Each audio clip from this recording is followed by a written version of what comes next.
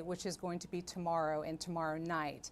Last but not least, for tomorrow, there will be a state dinner occurring at the White House. Again, something that we often see when foreign leaders and dignitaries make their way to the United States, but particularly in the wake of the events that have been happening here in Washington with the shooting incident at the White House Correspondents Association dinner on Saturday night. We expect there to be even more heightened security than there would typically be for one of these type of events. But this is a really interesting moment to mark for President Donald Trump as well. Clearly, he has several different counterparts, really, when you think about it, with the British government. There is the Prime Minister, Keir Starmer, but there's also King Charles. And the king serving as a monarch, that's just obviously something we don't have in the United States, but it does give our president, Donald Trump, a different way to facilitate the relationship between our two countries and perhaps be talking about some of the international issues that both will be facing. So here in Washington, as I noted, we will be along with you showing live video from all of these different events coming in across the city, as well as moving into New York City and the events that will be happening in Virginia. But also in a couple of hours, that's when we will be getting our first glimpse of the king as he and Queen Camilla make their way to the United States. We are live at Joint Base Andrews in the D.C. area, and we will be showing you the images that will be coming in as the king and queen make their way here to the D.C. area. Before that, though, we at the Associated Press have been working on some special packages of information, from historical information to an inside look at some of the British events that are happening here in D.C. and some other information that I think you'll find helpful as you try to kind of unpack this big visit, what all it means for the United States, and what you as viewers can be looking to see. Some behind-the-scenes footage we've been gathering and putting together for you that will be playing in the intervening time period between now and when we expect to get that first glimpse of the King and Queen as they're coming in. So we will be running these video packages for you, and as soon as we get our first look at the plane that will be carrying King Charles and Queen Camilla here to Washington, you will be seeing that pop up on your screens. We hope that you enjoy these packages we've put together for you. I will be back with you to talk about a lot of the big events happening here in Washington tomorrow for the visit of King Charles and Queen Camilla. Enjoy these packages, and we will see you soon. King Charles III will make his first official state visit as monarch to the United States in late April, visiting Washington, D.C., New York, and Virginia. Charles, as Prince of Wales, visited the U.S. and several sitting presidents many times before, but this will be his first visit as king. His visit comes as the United States celebrates its 250th anniversary of the signing of the Declaration of Independence. After arriving in Washington on April 27th, King Charles and Queen Camilla will meet with U.S. President Donald Trump and First Lady Melania Trump for a private tea, followed by a garden party. A formal welcome ceremony will be held at the White House, complete with a ceremonial military review before King Charles and President Trump meet for a bilateral meeting. Later in the day, the king will deliver an address to Congress, and the evening will end with a glitzy state dinner at the White House, hosted by the President and the First Lady. Before departing Washington, their Majesties will lay a wreath at the tomb of the unknown soldier at Arlington National Cemetery, in honor of fallen soldiers. King Charles and Queen Camilla will then go on to New York for several planned events, including meeting with first responders and victims of the September 11, 2001 attacks. They will end their state visit in Virginia, where they will meet with indigenous communities and attend a block party celebrating America's 250th birthday. As King Charles III and Queen Camilla prepare for a state visit to the U.S. in late April, we're looking back at other royal visits to Washington, D.C. over the years. King George VI became the first reigning monarch to visit Washington in June of 1939, just months before the start of World War II. The King and Queen met with President Franklin Delano Roosevelt and First Lady Eleanor Roosevelt. They took a trip down the Potomac River to George Washington's Mount Vernon estate and dined together during a state dinner. But it was King George's daughter, Elizabeth, whose 70-year rule as monarch would bring her to Washington on 4 official state visits. The first was in 1957, when she was hosted by President Dwight D. Eisenhower and First Lady Mamie Eisenhower. The Queen and Duke of Edinburgh laid a wreath at Arlington National Cemetery, visited the U.S. Capitol, and enjoyed a state dinner at the White House. Queen Elizabeth returned again in 1976 to celebrate the bicentennial of the United States along with President Gerald Ford and First Lady Betty Ford. During her 1991 state visit to Washington, when she was hosted by President George H.W. Bush and First Lady Barbara Bush, Queen Elizabeth became the first reigning monarch to address a joint meeting of Congress. Her speech celebrated the relationship between the UK and the US. The Queen's final state visit occurred in 2007, when she was hosted by US President George W. Bush and First Lady Laura Bush. While Charles and Camilla have visited Washington several times before, this will be his first state visit as king. Their trip coincides with America's 250th anniversary. It's semi-quincentennial.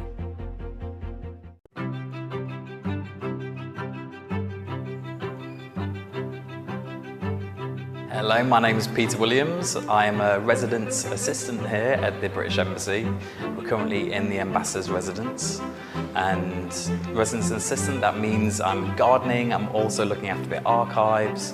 So here in the archives we've curated a exhibit showcasing iconic moments from state visits and also artifacts, invites, memorabilia from all the state visits there. Within the archives we have every itinerary that happened. We have lots of donations from the public that just really celebrated the moment. Here we have the new minted coin for King Charles. So this is the 2026 coin. And there you can see for America 250. We're just on our way to the Churchill Suite. That's where the archiving takes place. So we have anything from architectural designs of the Sir Edwin Lutyens building here, or we have the artifacts that have been donated from us, donated from embassy staff, donated from the people of America. Just to give you an idea of a few of the things, we do have a very fragile newspaper scrapbook that was from Mary R. Marston in Silver Spring, who sent it in and donated it to us. But this was her own documentation of the state visit at the time in 1939. I'm John Saunier. I'm the head gardener and horticulturalist here at the British Ambassador's Residence Garden. As you can see, we've been quite busy this week preparing for the royal visit. So today being Arbor Day, I thought I'd point out this special tree here. This Japanese maple was planted by the King and Queen on one of their visits in 2005. This Japanese bloodgood maple is one of a dozen trees planted by the royal family. You know, when we found out that there was going to be a royal visit, one of the challenges was to make sure that we had things that were blooming, especially the rose garden. And to our surprise, Mother Nature has actually rewarded us with this wonderful display of Zephyrin drone rose here. That meadow is kind of a new installation. We replaced the lawn with wildflowers. So it's a little bit of an experiment, but it was inspired by the King's gardens at Highgrove, where he embraces organic gardening. We also have a huge orchid collection. Many of the plants are very significant. They play an important role in the ambiance of the residence, but culturally and historically, they hold a high place in British horticultural practices. Memoria Prince Philip was an orchid that was awarded at the American Orchid Society, and we named it in the honor of Prince Philip. King Charles III will make his first official state visit as monarch to the United States in late April, visiting Washington, D.C., New York, and Virginia. Charles, as Prince of Wales, visited the U.S. and several sitting presidents many times before, but this will be his first visit as king. His visit comes as the United States celebrates its 250th anniversary of the signing of the Declaration of Independence. After arriving in Washington on April 27th, King Charles and Queen Camilla will meet with U.S. President Donald Trump and First Lady Melania Trump for a private tea, followed by a garden party. A formal welcome ceremony will be held at the White House, complete with a ceremonial military review before King Charles and President Trump meet for a bilateral meeting. Later in the day, the king will deliver an address to Congress, and the evening will end with a glitzy state dinner at the White House, hosted by the President and the First Lady. Before departing Washington, their majesties will lay a wreath at the tomb of the unknown soldier at Arlington National Cemetery in honor of fallen soldiers. King Charles and Queen Camilla will then go on to New York for several planned events, including meeting with first responders and victims of the September 11, 2001 attacks. They will end their state visit in Virginia, where they will meet with indigenous communities and attend a block party celebrating America's 250th birthday. As King Charles III and Queen Camilla prepare for a state visit to the U.S. in late April, we are looking back at other royal visits to Washington, D.C. over the years. King George VI became the first reigning monarch to visit Washington in June of 1939, just months before the start of World War II. The King and Queen met with President Franklin Delano Roosevelt and First Lady Eleanor Roosevelt. They took a trip down the Potomac River to George Washington's Mount Vernon estate and dined together during a state dinner. But it was King George's daughter, Elizabeth, whose 70-year rule as monarch would bring her to Washington on 4 official state visits. The first was in 1957 when she was hosted by President Dwight D. Eisenhower and First Lady Mamie Eisenhower. The Queen and Duke of Edinburgh laid a wreath at Arlington National Cemetery, visited the U.S. Capitol, and enjoyed a state dinner at the White House. Queen Elizabeth returned again in 1976 to celebrate the bicentennial of the United States along with President Gerald Ford and First Lady Betty Ford. During her 1991 state visit to Washington, when she was hosted by President George H.W. Bush and First Lady Barbara Bush, Queen Elizabeth became the first reigning monarch to address a joint meeting of Congress. Her speech celebrated the relationship between the UK and the US. The Queen's final state visit occurred in 2007, when she was hosted by U.S. President George W. Bush and First Lady Laura Bush. While Charles and Camilla have visited Washington several times before, this will be his first state visit as king. Their trip coincides with America's 250th anniversary. It's semi-quincentennial.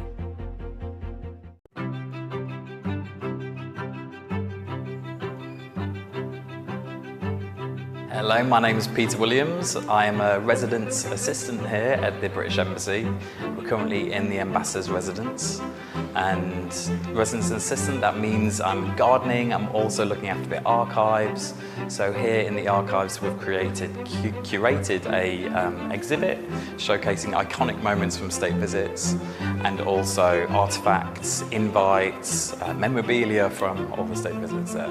Within the archives we have every itinerary that happened. We have lots of donations from the public that just really celebrated the moment. Here we have the new minted coin for King Charles. So this is the 2026 coin. And there you can see for America 250. We're just on our way to the Churchill Suites. That's where the archiving takes place. So we have anything from architectural designs of the Sir Edwin Lutyens building here, or we have the artifacts that have been donated from us, donated from embassy staff, donated from the people of America. Just to give you an idea of a few of the things, we do have a very fragile newspaper scrapbook that was from Mary R. Marston in Silver Spring, who sent it in and donated it to us. But this was her own documentation of the state visit at the time in 1939. I'm John Saunier. I'm the head gardener and horticulturalist here at the British Ambassador's Residence Garden. As you can see, we've been quite busy this week preparing for the royal visit. So today being Arbor Day, I thought I'd point out this special tree here. This Japanese maple was planted by the King and Queen on one of their visits in 2005. This Japanese bloodgood maple is one of a dozen trees planted by the royal family. You know, when we found out that there was going to be a royal visit, one of the challenges was to make sure that we had things that were blooming, especially the rose garden. And to our surprise, Mother Nature has actually rewarded us with this wonderful display of Zephyrin rose here. That meadow is kind of a new installation. We replaced the lawn with wildflowers. So it's a little bit of an experiment, but it was inspired by the King's gardens at Highgrove, where he embraces organic gardening. We also have a huge orchid collection. Many of the plants are very significant. They play an important role in the ambiance of the residence, but culturally and historically, they hold a high place in British horticultural practices. Memoria Prince Philip was an orchid that was awarded at the American Orchid Society, and we named it in the honor of Prince Philip. King Charles III will make his first official state visit as monarch to the United States in late April, visiting Washington, D.C., New York, and Virginia. Charles, as Prince of Wales, visited the U.S. and several sitting presidents many times before, but this will be his first visit as king. His visit comes as the United States celebrates its 250th anniversary of the signing of the Declaration of Independence.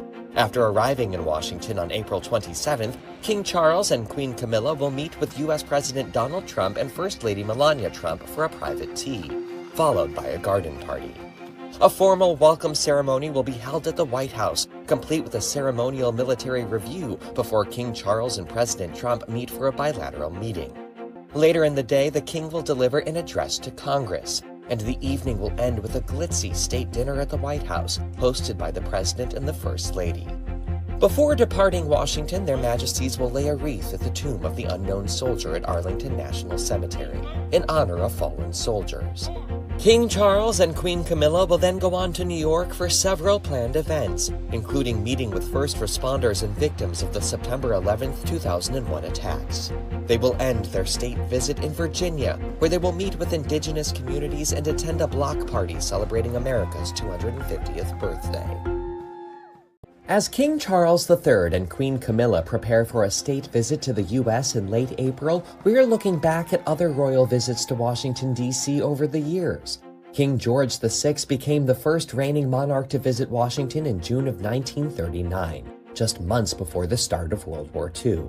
The King and Queen met with President Franklin Delano Roosevelt and First Lady Eleanor Roosevelt. They took a trip down the Potomac River to George Washington's Mount Vernon estate and dined together during a state dinner. But it was King George's daughter, Elizabeth, whose 70-year rule as monarch would bring her to Washington on 4 official state visits. The first was in 1957, when she was hosted by President Dwight D. Eisenhower and First Lady Mamie Eisenhower. The Queen and Duke of Edinburgh laid a wreath at Arlington National Cemetery, visited the U.S. Capitol, and enjoyed a state dinner at the White House. Queen Elizabeth returned again in 1976 to celebrate the bicentennial of the United States along with President Gerald Ford and First Lady Betty Ford. During her 1991 state visit to Washington, when she was hosted by President George H.W. Bush and First Lady Barbara Bush, Queen Elizabeth became the first reigning monarch to address a joint meeting of Congress. Her speech celebrated the relationship between the UK and the US. The Queen's final state visit occurred in 2007, when she was hosted by U.S. President George W. Bush and First Lady Laura Bush. While Charles and Camilla have visited Washington several times before, this will be his first state visit as king. Their trip coincides with America's 250th anniversary. It's semi-quincentennial.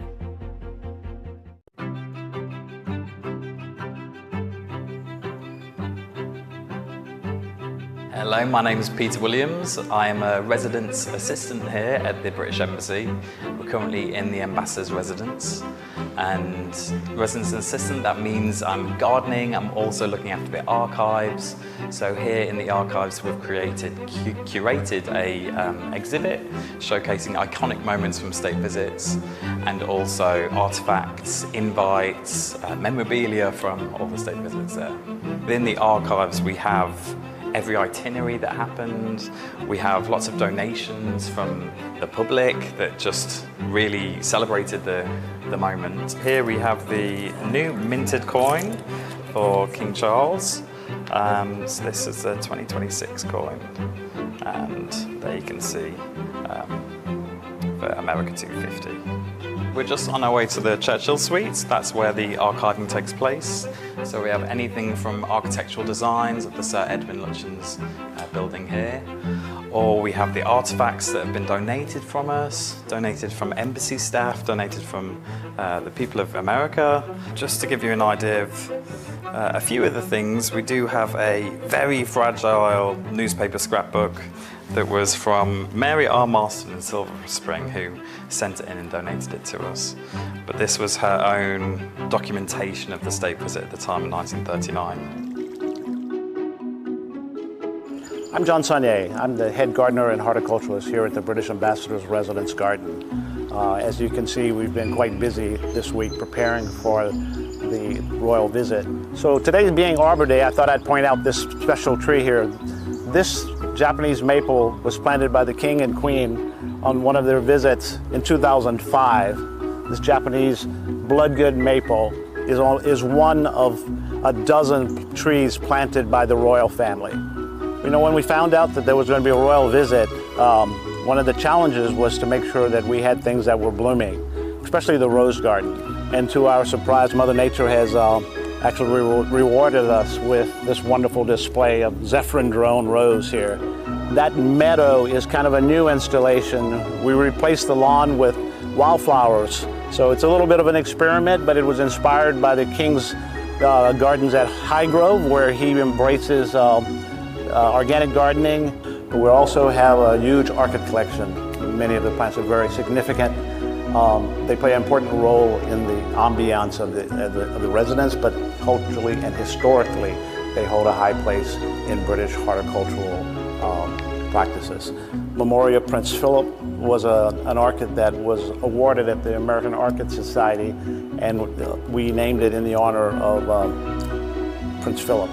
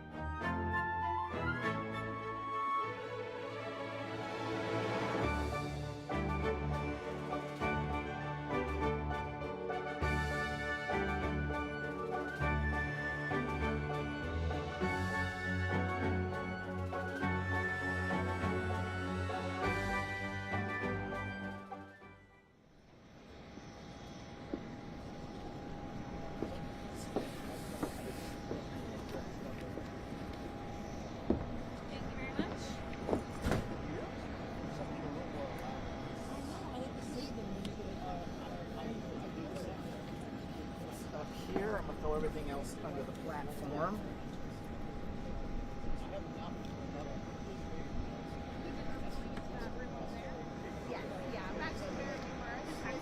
And there's waters in there. But if you need to do live shots, just let us know.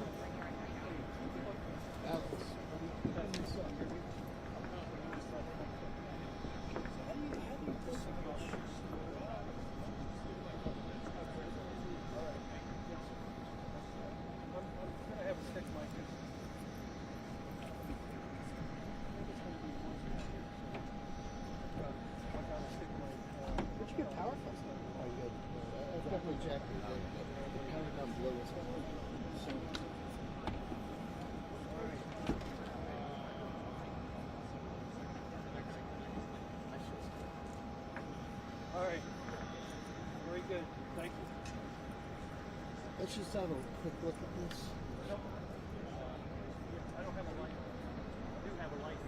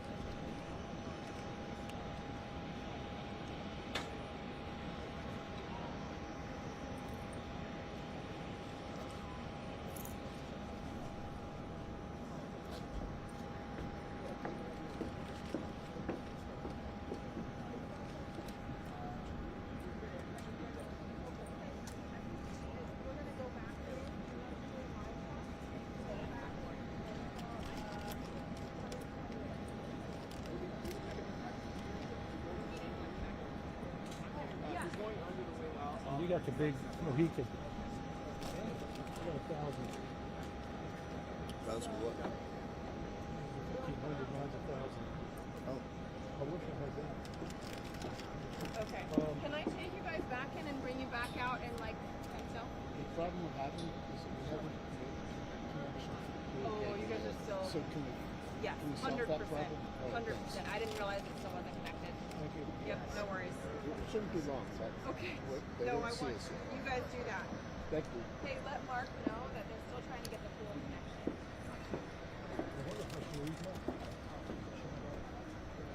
Huh? They don't need to see it, do they? We're learning it. Are you live or what? Your shop's still up. Yeah. We're waiting for them to rally. I'm going to tell them.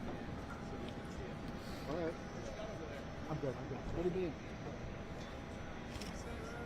Yeah. They're edible.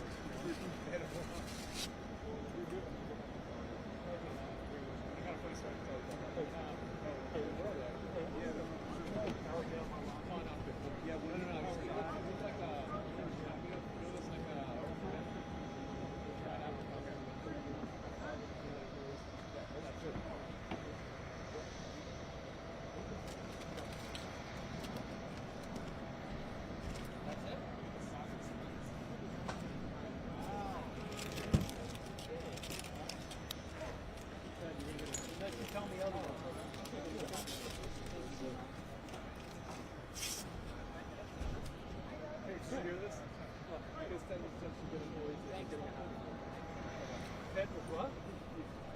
Since Ted is so good today, of that so much, I'm getting in a happy mood. I'll pick Ted around. You can't pass for I'll get him I'll get you over the door and look at that. Oh, mate.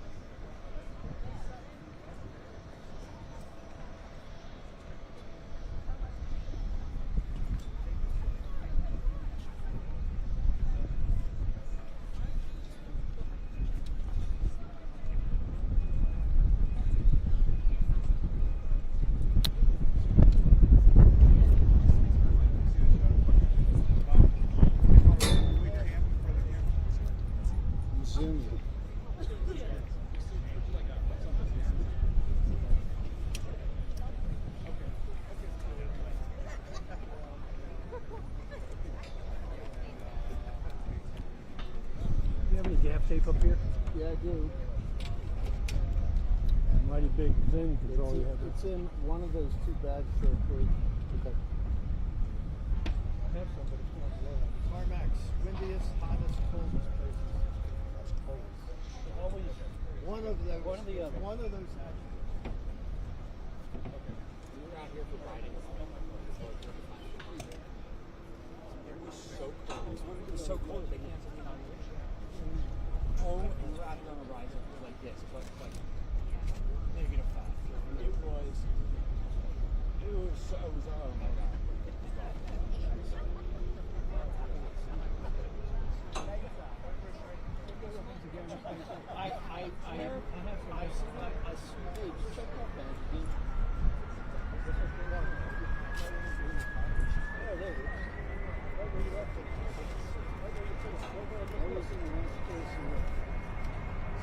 I got the ABC at first because but they made it so hard.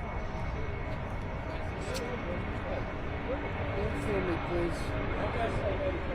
Don't film that. I saw that.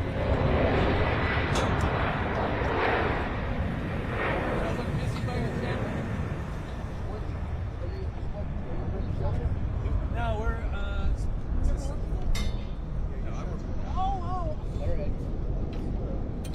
it's a special Is everyone overtime? What? Special project. I guess. For whom? No, it's all, we signed it, we had to sign NDAs, you know? And so, I'm fully charged. If not, I only got 10 hours left on my battery.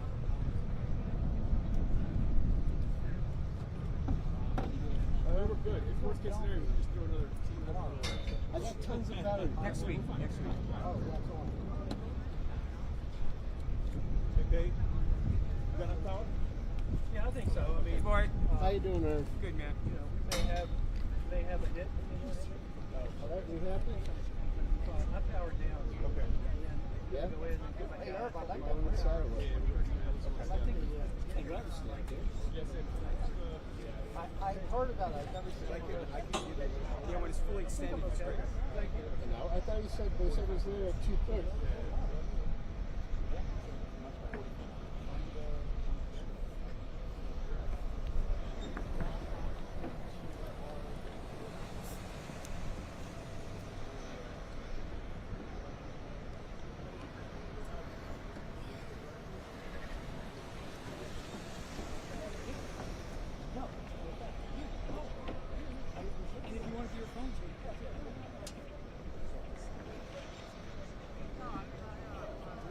Are you cool, Paige? hard to do. I'm cool. I'm good. I ate quite a bit.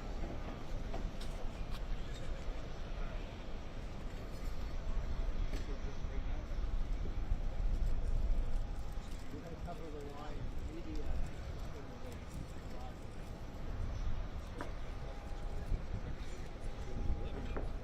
They just shot us staring at each other.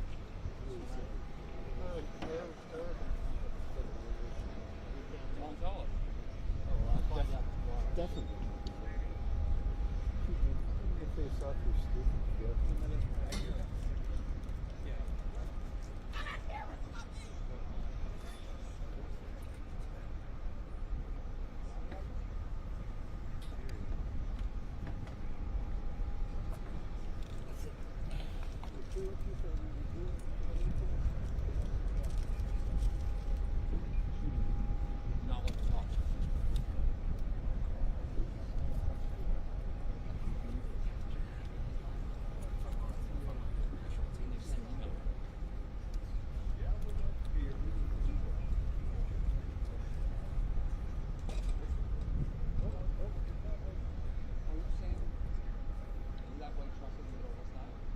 No, the white splotch paint on the runway, this side of the truck, is where the door is supposed to arrive, which is why.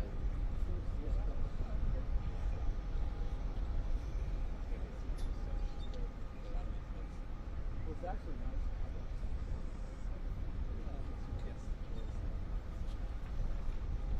Hey, Bart. Yeah, Your shot's going out to the board. Can you just put handle bars on? you want bars? Yeah, bars, yeah. Hard bars? You could. I don't know. Maybe I don't want them to have security. You know what I mean? Like, Okay. hard bars. I actually wish you could call those hard bars. I wish that too. In fact, that's what that was my Like a name tag. that was my parents' fondest hope for my future.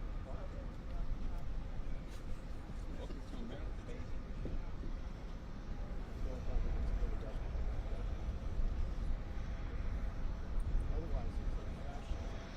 Yeah, super cultural. Oh yeah, it's pretty.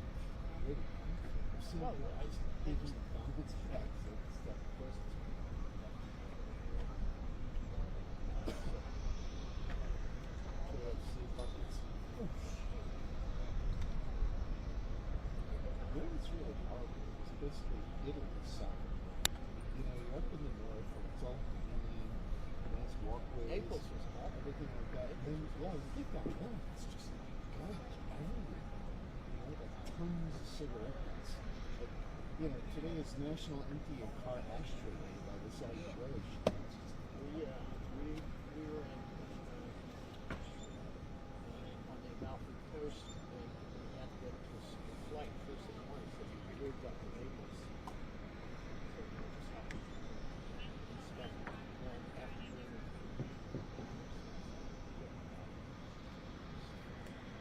there's some nice towns south of Naples. Yeah, that's where we were. Before then, there's some nice little places down there. And there's also everything to Chinatown. Yeah, sure. That's A little touristy. there's some nice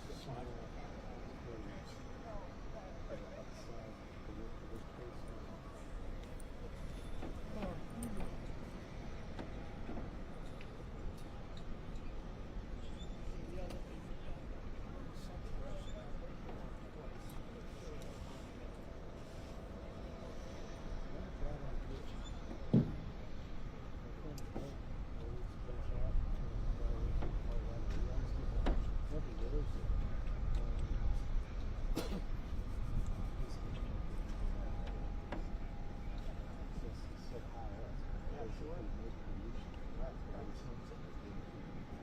Oh, really?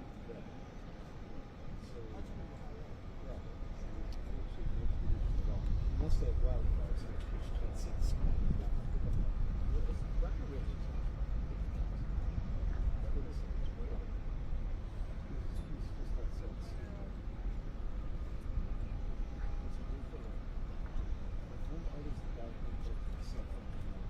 Oh, that's right.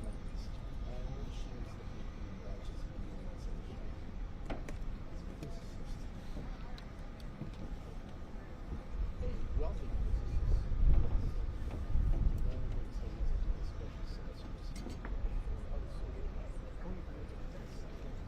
People like that never stop working. He's a ag professor. Sometimes the opposite way. Anything gonna be any way? No, actually, I'm just gonna. I got the keys, so you know when the time comes, I'm just gonna hop out. You got the GoPro on that thing? Huh? You got the GoPro on it? Yeah. I was taking my drone and follow it out. What did I hear? I saw some clip about these agricultural drones. They spray. Yeah. Pretty good size and all. Yeah. I don't know how many, a dozen? How many were stolen? They either caught the guys or they stopped them. Where was it found them. stolen from? The Ranch or something? Yeah, I guess whoever they were going to spray, and they don't know. I don't know if they got the people, they got the drones back, but they don't know if it's you know, what are they going to? What are you gonna spray with that? Yeah, what are you going to put into it? What was your intent? Yeah. Crazy times. You know, the thing is that those things are so well made and they're so clever. I mean, just the fact that I can take my little guy down in the basement there at the Lincoln and just point to point fly it without any GPS. It just does everything I want it to do.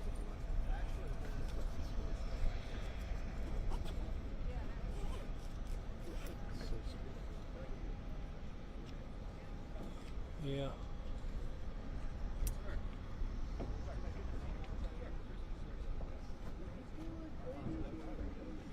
I can hear you.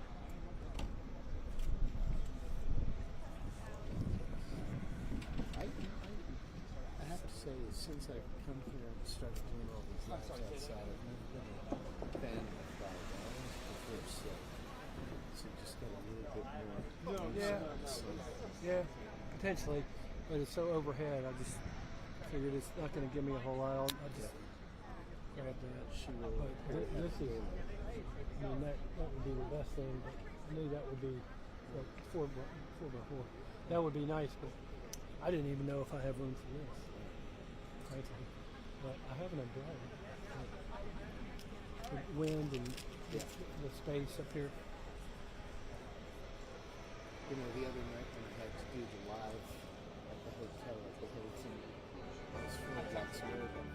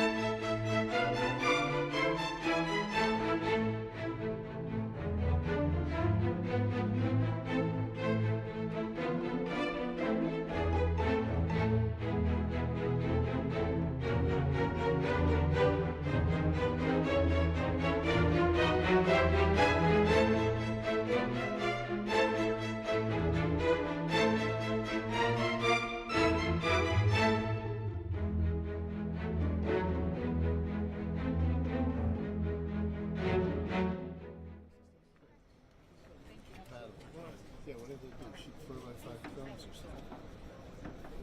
Oh, thanks. You tell me to have bad breath. That was a very English one. It's totally English. I'm very offended. First of all, Scottish. Second of all, the reason I'm here is that Susan, I told Susan I wanted to Susan. Yeah, but they might open it to check on the location there. Okay, yeah.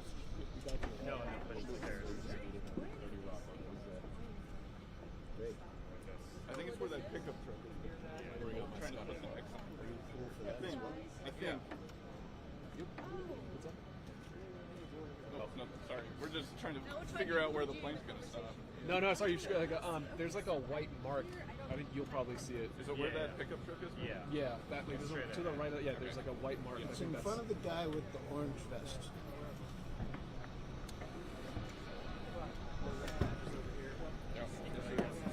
No. Thank you. Eric, do you have an extra Ethernet cord? Extra what? Ethernet cord? Hey, Matt. Quick question. This is going to be the head-on, right, for us? Yes, For the pool? should be. Yeah. I'm Okay. just giving him an Ethernet. Thank you.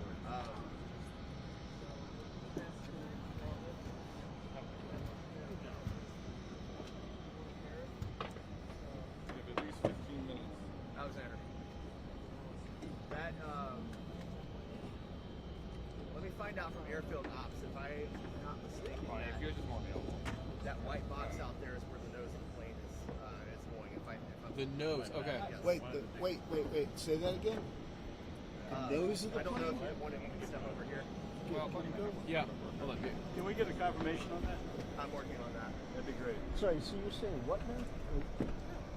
I believe the nose. So if the staircase is blocking your view of it, but No, but I'm saying, I was told that the staircase of the airplane, staircase would go to let me verify that. block. Thank you, Matt. Because otherwise you got to move the camera. So that white mark, they were saying was he's in the nose. Something that's over there. Thank you. Are you guys cool? This whole thing? Not the whole thing, just the I know you guys are cool tomorrow. Well, it's really in town. But then all these other things, it's kind of like. So I'm going up to New York on Wednesday. Straight out. You know, I'll give it 50 minutes. 9/11. No, not even. Doing a business meeting. It's just basically walking. I don't even know. Hey, you know. I get to go to New York. Exactly. You see me, that's what I'm saying. But they're not letting me stay the night. Midnight stays. Leaving early.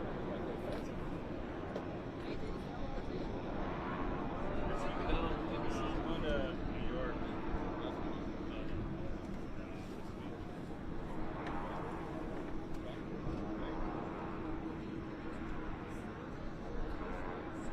The guy's gonna come back. He's the press guy. Yeah.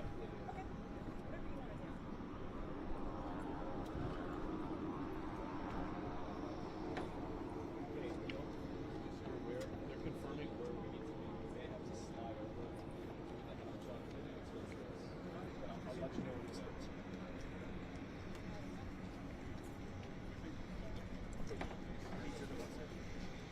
Hey. Greg, head down there? Ted. Ted. Hey, Paige trying to talk to you. It's almost like he's got a filter. I don't listen to Paige. Literally told it was ignoring mine. I feel like everyone heard that. That's why he doesn't get his free lunch. Be quick. Who's Ted?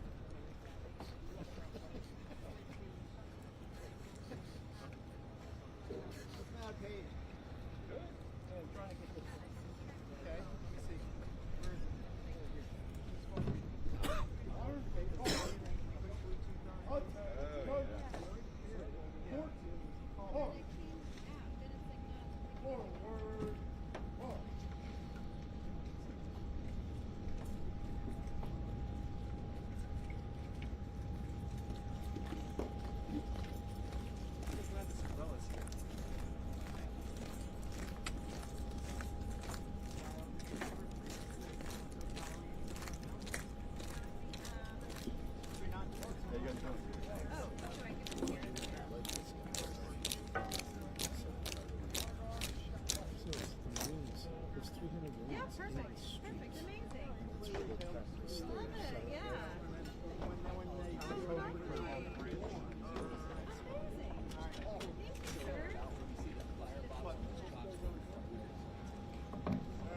Where's that now? So, that's the front. Right, so that's the front. Perfect page. I can sit behind me like this. Yeah. So say it again.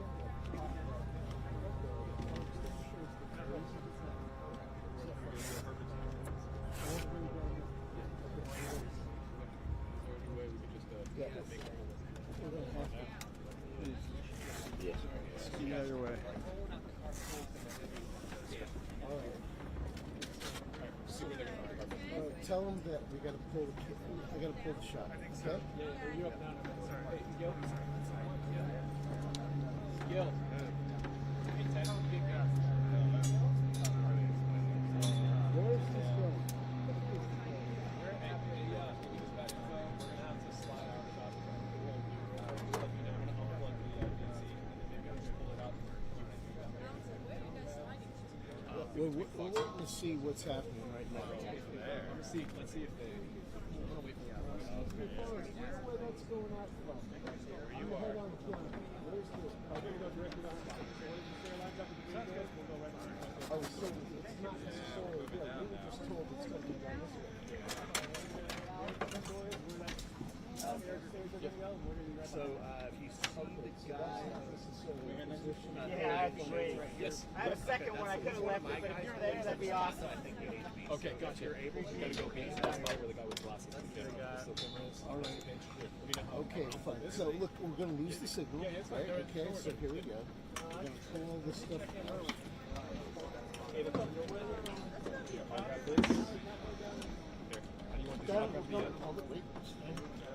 Okay, do that. Hold on a second, please, Ted. Can you move the jacket out of the way? Yep. Hey, Fox. Fox, are you guys about to go live? No, we're not. All right, we're gonna just quickly pass through you. All right, just want to. Of course. Whatever you gotta do. Yep. You're good. Okay. Good. Thank you.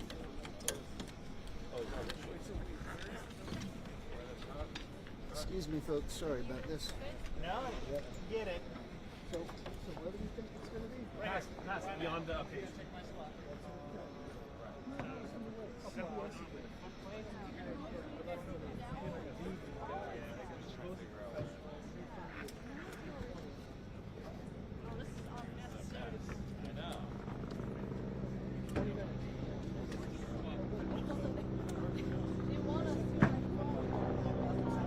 I know. We would have been doing this while we were outside.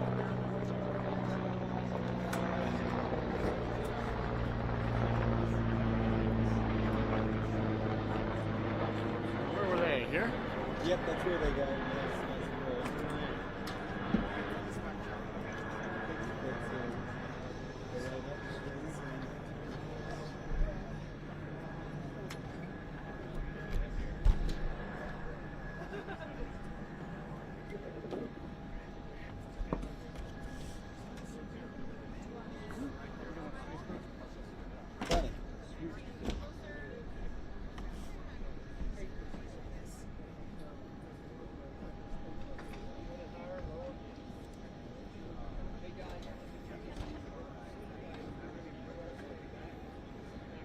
They've slided over to where the red carpet's getting. I don't expect anyone here. We'll see. Things could change again. Keep going. Good etiquette. Thank you. They asked me, hey, are you guys moving at UIMP? And I said, they asked you.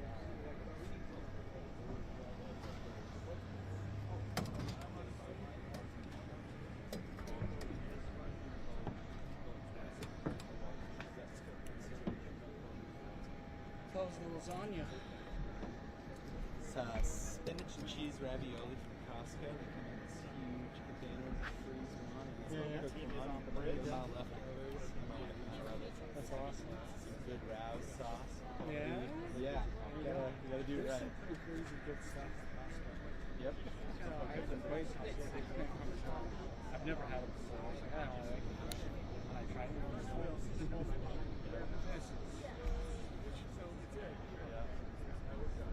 It was great, man. Yeah, appreciate it. And unfortunately, to your space. They want to know? Yeah. I don't hear anything like I'm gonna take a listen, make sure it goes back.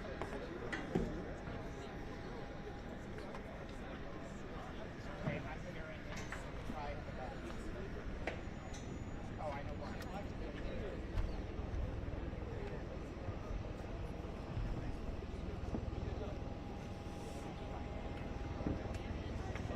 Yeah, we'll probably get in touch.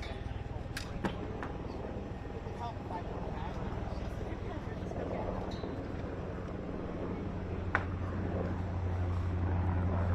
Someone use this for a lot of even batteries in this thing. That bad side is short.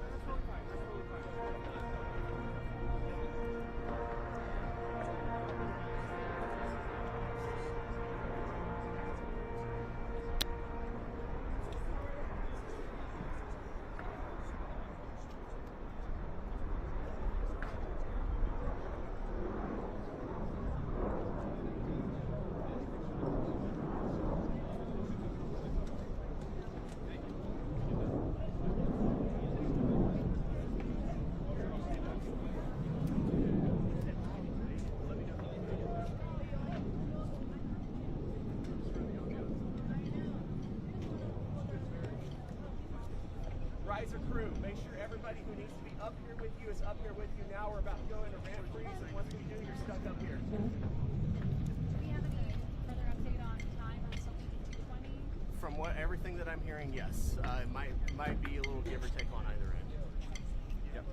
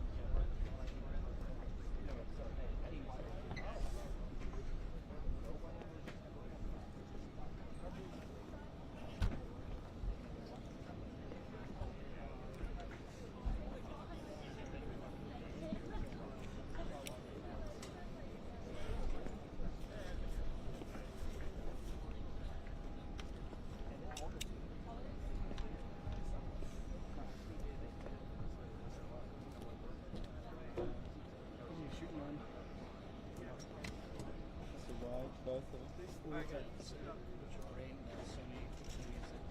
It's a D200. Fixed lines.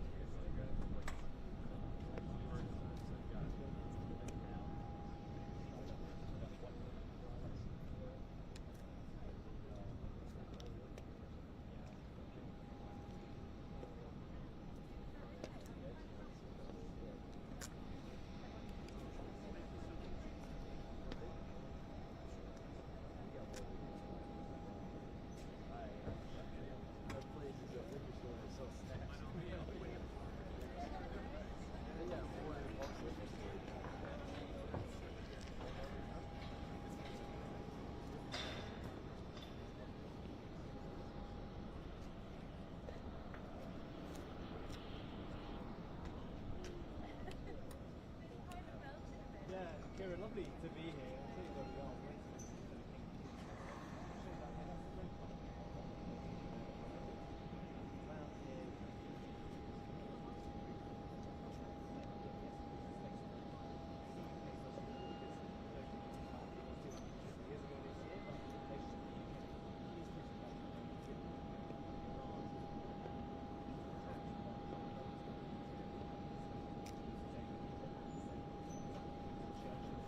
Relationship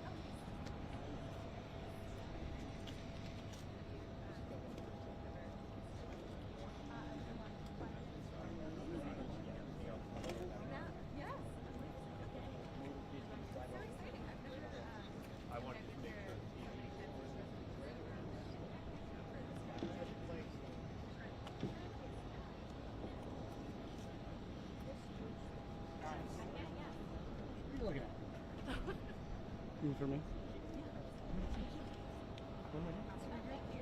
Well, I was down there, but she's like, is there anything important? Okay, I'm just saying. Okay. Yeah, I'm here.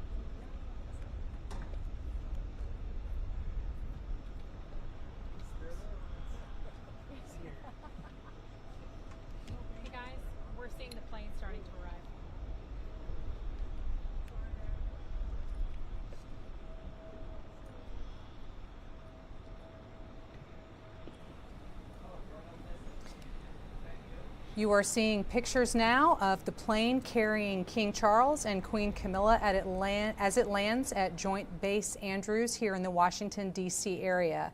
I am Meg Kennard, again here back with the Associated Press live stream coverage of the King and Queen's visit to the United States this week. As this plane lands, it begins a 4-day visit for the King and Queen in and around Washington. They'll be here in D.C. for a slew of events, as well as traveling to New York City and events in Virginia before they leave on Thursday. So you're seeing these images now. Again, this has been a long journey across the Atlantic for the King and Queen, but this now marks King Charles' first touchdown on American soil as the sitting British monarch. He has clearly been to the United States a bunch of times, I believe 19 as he was serving as Prince of Wales, but now he is clearly the monarch in his own right. And so this is a big moment for him, the first official visit as king himself, again traveling with Queen Camilla, who will be attending some of these events with him and also a few of her own. So we are seeing that plane taxi at Joint Base Andrews. The King and Queen, when they emerge from that plane, will be heading over to the White House for a first visit, just a kind of an official greeting with President Trump and the First Lady. And then from there, they will proceed across Washington to the British ambassador's residence for what we expect will be a very traditional British garden party. We'll talk a little bit more about that event later in this broadcast coverage, but I can tell you the Associated Press got some behind the scenes access to all of the planning that has gone into that event, and it should be very special on a nice spring day here in Washington. Temperatures are feeling pretty nice outside, so they hopefully should have a good time. But as we continue to watch this plane moving across the tarmac at Joint Base Andrews, just a little bit more of the schedule that the King and Queen are going to be seeing over the next couple of days. Tomorrow is really the big day for the King and Queen as they're here in Washington. The King will be having a bilateral meeting with President Trump in the Oval Office. At the same time, Queen Camilla will have her own meeting with First Lady Melania Trump. Later in the day, King Charles will make a joint address to Congress. That's only the second time that a sitting British monarch has done so. Of course, the only other time was his mother, the late Queen Elizabeth. And then tomorrow evening at the White House, there will be a state dinner, something that we often see accompany foreign leaders' trips to Washington to meet with the president. But clearly, with the special relationship between the United States and Great Britain, this is a very monumental moment. And of course, we should mention that this trip by the King and Queen is coming this year specifically to commemorate the 250th anniversary of the United States Declaration of Independence. I have heard it mentioned by a few folks here around Washington, and I'm sure that we may feel a bit of humor coming from the King, considering that our Declaration of Independence was from his country 250 years ago. That's not a moment lost, certainly, but with the close relationship between these two countries now, since then, this is a commemoration of that. On Wednesday, the King and Queen will formally bid adieu to Washington and head to New York City for a memorial ceremony surrounding 9/11, September 11th. But there's also, aside from a lot of the politics in this trip, there is a lot of community engagement. That's something that's always been of primacy to the King. Certainly a lot of different groups and organizations and causes with which he's involved himself, and he will be doing some of that in Harlem with a community meeting, and also be meeting with some business leaders at Rockefeller Center. The Queen will be participating in a literary engagement during that time. They'll also have a cultural reception, and then on Thursday be heading to a ceremony at Arlington National Cemetery here back in the General Washington area, and participating in several events throughout Virginia, a community block party, a nature engagement, and also a horse racing event. So we'll talk more about those throughout our coverage, but just a preview of the rest of this 4-day trip for the King and Queen. As I was noting, there is a lot of politics underneath this trip. Clearly, the King is a monarch. He is not the head of British government, so to speak. He is the head of state. But for us in the United States, clearly we don't have a monarch. That's what that whole Declaration of Independence was about 250 years ago. But we do have a president. And so for President Trump, he engages with British Prime Minister Keir Starmer on a number of issues. But it is to be surmised that some of those same issues may be coming up in these conversations with King Charles. These two leaders have been developing a relationship of their own, going back to the first Trump administration, and then certainly in this last almost year and a half of the second Trump administration. And this visit itself has been in the works for quite some time. It seems that it's kind of feels like it's all kind of come together here at the last minute, but I can tell you from our standpoint in the media, as well as all of the behind the scenes machinations, this is something that President Trump and King Charles have talked about doing for a long time.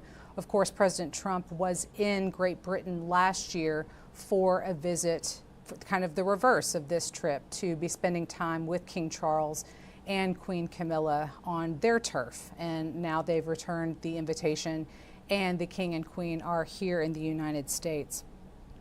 So we will be seeing a lot of these events. We here at the Associated Press will bring you live coverage of all of the events open to the press, and that will include a lot of what I just ran through in that schedule of these 4 days. And in those conversations, there are many things of international import that we can imagine will be coming up. Clearly, the war in Iran is something happening on a global scale that has involved the King's country, as President Trump has launched, along with Israel, this action in the Middle East. And I would be certain to surmise that some of that will be coming up in their conversations, as well as perhaps some of President Trump's consternation when it comes to what he has characterized as lack of support from European leaders for some of his efforts, particularly including the Strait of Hormuz most recently and traffic by tankers through that.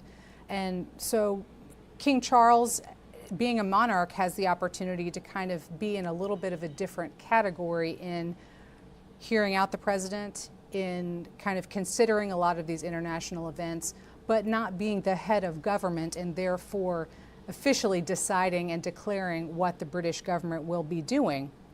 So again, it's a different layer to the kind of bilateral arrangements that we see between President Trump and other global leaders as they meet at the White House and in the Oval Office, which will be happening in that bilateral meeting between the two leaders tomorrow. Continuing to see this plane here making that long journey across the very big tarmac there at Joint Base Andrews with King Charles and Queen Camilla.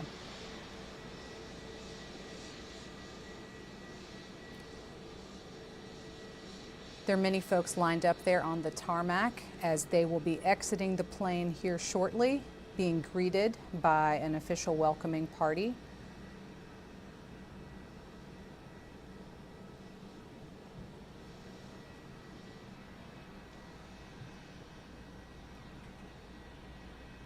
And tomorrow night, of course, I mentioned there will be that state dinner at the White House. There was also a state dinner during President Trump's visit to Great Britain last September. A point of high honor for foreign leaders to host these kinds of events for each other. We don't always see it happen every time there is a foreign leader, certainly here in the United States and when the president goes abroad to other places. But that's another indicator of the close relationship between these two leaders who will be spending time together this week. Watching the staircase now being wheeled over to the airplane so the King and Queen can make their exit down to the tarmac and officially begin their 4 days of visit here in the United States.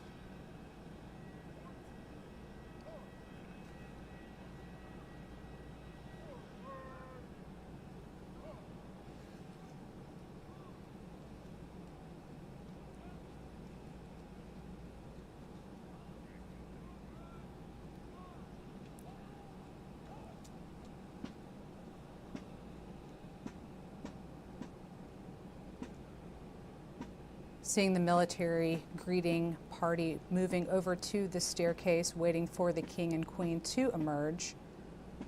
Again, this is King Charles' first official visit to the United States as the sitting British monarch. He's been to this country multiple times during his mother's reign as Queen, but now this is King Charles' first time in the U.S. as King of England.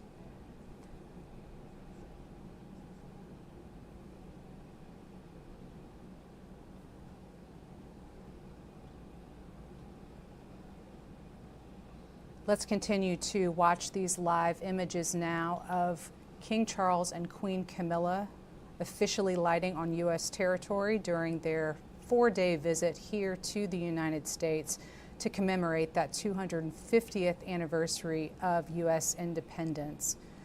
We will be along with them as they make their way over to the White House, and then from there to the British ambassador's residence here in Washington for a British garden party. But for now, let's listen in and watch as the King and Queen come here to the United States.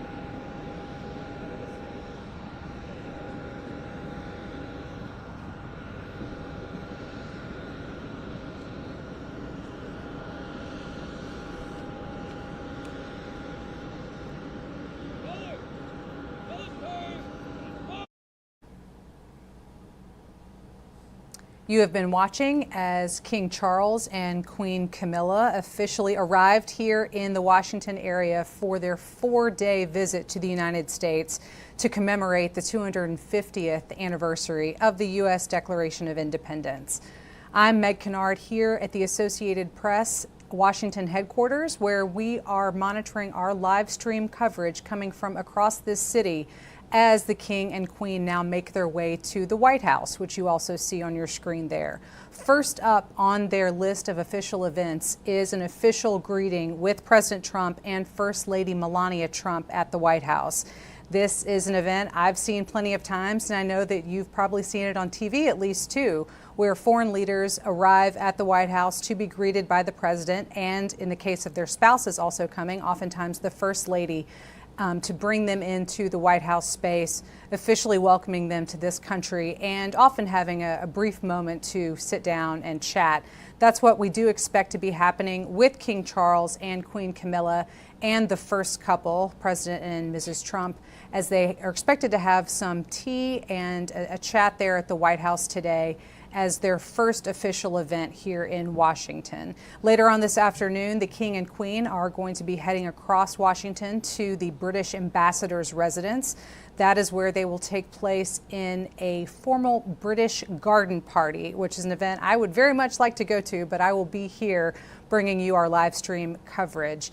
That is something we'll be talking a little bit later today about with Jack Arresto, our deputy bureau chief here in Washington, who recently got a special behind-the-scenes look at all the planning that it takes to go into pulling off an event like that garden party later on today.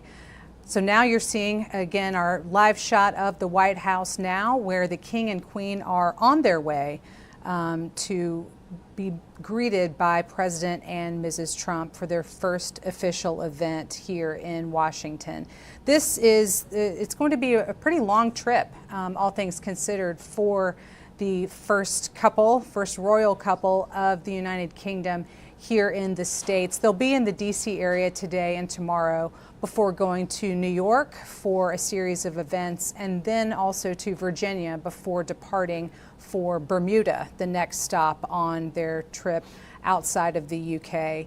And as I was saying a little bit earlier, it's a special relationship. That's something that officials in both countries have often talked about when characterizing the way that the US and the UK are connected.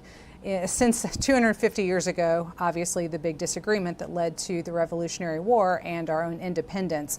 But since then, there have been a lot of times where British leaders and American leaders are drawn tightly together. That's often happening at the Prime Minister level, which is obviously the head of British government, but also between the American presidents and British royal family and British monarchs. During the very long reign of Queen Elizabeth, King Charles' mother, she came to the United States a number of times and was greeted by a number of U.S. presidents. And her father also developed a close relationship with American presidents when he visited here with FDR. That was the first visit in 1939 that a British monarch had made to the United States. And it was at that meeting where pieces of this relationship really began to draw even closer, clearly on the cusp there of World War II, a time when the US and the UK were very aligned in terms of their efforts to fight for victory in that war. And that's something that we've continued to see developing, not just at the Prime Minister level, but particularly between US presidents and British monarchs, and pretty much since that time almost was Queen Elizabeth II, now until King Charles III. But so it's an event where we anticipate we will have conversations between President Trump and King Charles on a variety of issues, not necessarily just political, but also things that they may share in common and just personal conversations. But underneath all of that, there's clearly going to be policy conversations, political conversations, and the moment in which the world finds itself with still conflict happening in the Middle East, in the war in Iran, and President Trump's difficulties and disagreements with various European leaders, including UK Prime Minister Keir Starmer. That is something that is kind of an undercurrent beneath this visit. There is a lot of pomp and circumstance certainly happening in all of these events that are here in the Washington area, but once the events move out of Washington, there will be more of a community engagement feel, just kind of looking at the schedule of everything else that King Charles and Queen Camilla will be taking part in as they travel up to New York to commemorate 9/11. There's also a community engagement event in Harlem.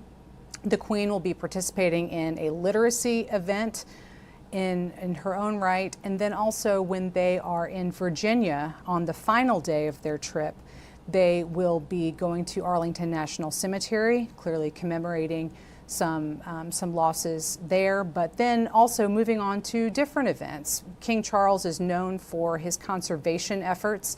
That's always been a big piece of his royal persona, so to speak, is advocating for conservation of the natural world, and he is expected to participate in an engagement along those lines when he's in Virginia.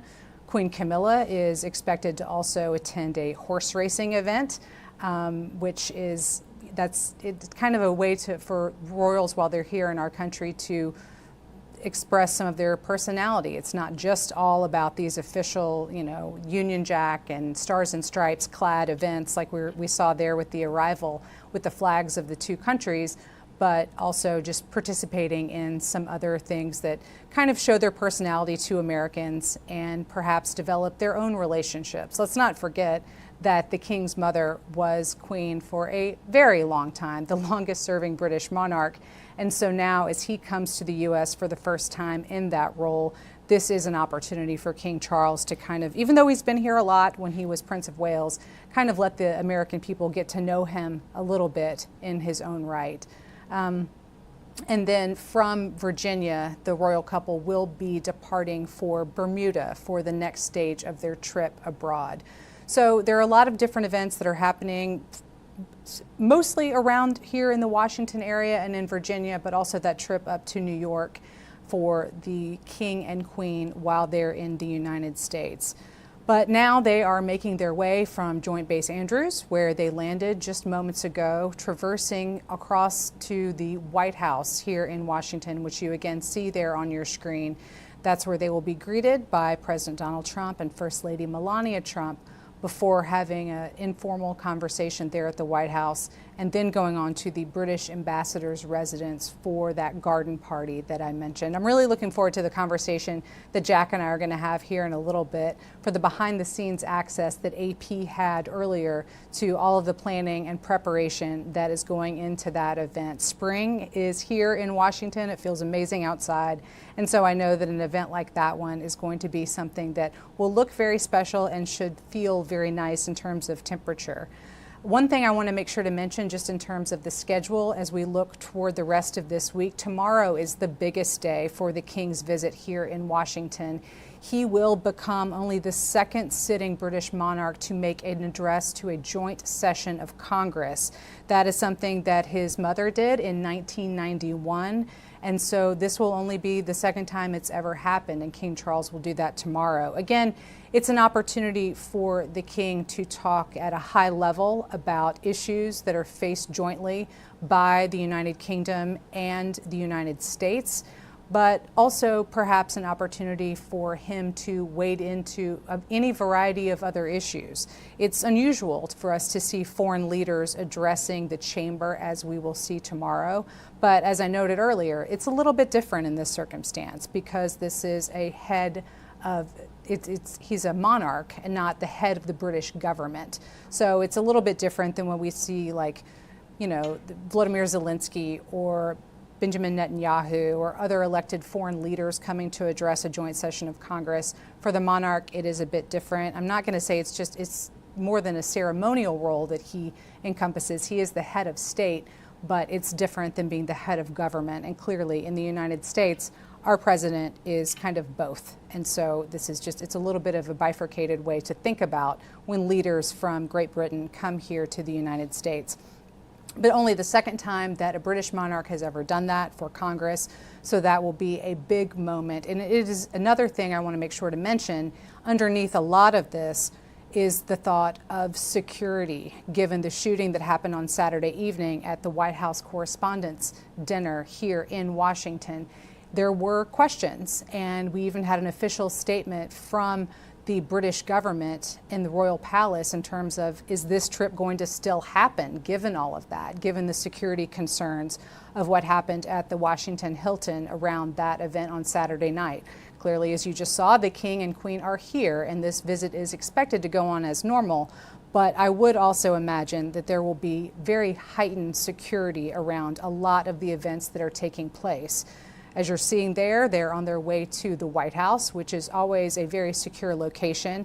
But as I did some reporting this week, just talking about different security instances at the White House, it's not impervious to things that have happened in the past, and just things to consider when we think about what all goes into planning a visit like this, what goes into securing any area around the U.S. president, and then what happens when you get that U.S. president together with another foreign leader, and what all must go into those kinds of circumstances and planning. So again, when the president and the king are interacting, they will be there at the White House, but then the king will be traveling to Congress, as well as I mentioned other areas like New York City and out into Virginia. He comes with him and brings a lot of his own security and officials. And as you saw on your screen, there was a very long motorcade of all the vehicles that were traveling along with him. One of the things I noticed, and I wonder if you did too, is on the airplane in which the king and queen traveled, to the side of the door through which they exited, you see the royal cipher, which is a linking of a monarch's initial with R, signaling that they are the monarch. And it's funny, you know, I've grown up for years just recognizing the cipher that went along with Queen Elizabeth II, the king's mother. And I think when I saw the plane just now to see that C and R linked, C obviously for Charles, I'm pretty sure that's the first time that I really can think about noticing that and seeing that in real life. And that's just a little royal trivia nugget for you out there who have been observing these images coming in and maybe, you know, noticing different things about what you're seeing. And so that was the one that I felt that I wanted to point out also. The state dinner, as I pointed out, is going on tomorrow evening at the White House. We expect there to be a big crowd and a lot of dignitaries and officials who will be on hand for that. The last state dinner that happened was in 2007, the last state dinner between a British monarch and a U.S. president. That was 2007 when Queen Elizabeth was here with President George W. Bush. And as it happens, that ended up being her last visit to the United States writ large. So now when we look back on the history of the relationship between U.S. presidents and British monarchs, 2007 is the last state dinner that was held in honor of a British monarch, and that was the last time that Queen Elizabeth was here in this country. The White House is always a lovely place. There are beautiful grounds and a lot of different shrubs and flowers, and now, as I mentioned, it's spring in D.C., so everything seems to be in bloom. But the White House has been undergoing a lot of work there on the grounds to really make sure that everything is in tip-top shape and very, very special for this visit by the King and Queen. When you put that together with a state dinner and think about all of the machinations that go into just planning for an event like that, there are hundreds of staff that need to be brought in to be doing everything from beautifying the grounds to getting everything in order for the many, many guests who will be coming in their finery tomorrow night for this state dinner. And it's weeks and weeks of planning, not just for that event, although there is a lot of protocol to be considered whenever there's a head of state who is visiting the White House. But this whole trip has been in the works for months. It kind of feels like it comes together all of a sudden, you know, where all we can do is talk about the King and Queen coming to Washington. But this has really been in the planning stages for a very, very long time. And we in the media have been working with counterparts at the White House and through the British ambassador as well, to make sure that we have access so we can bring you the live images that we will be bringing you today.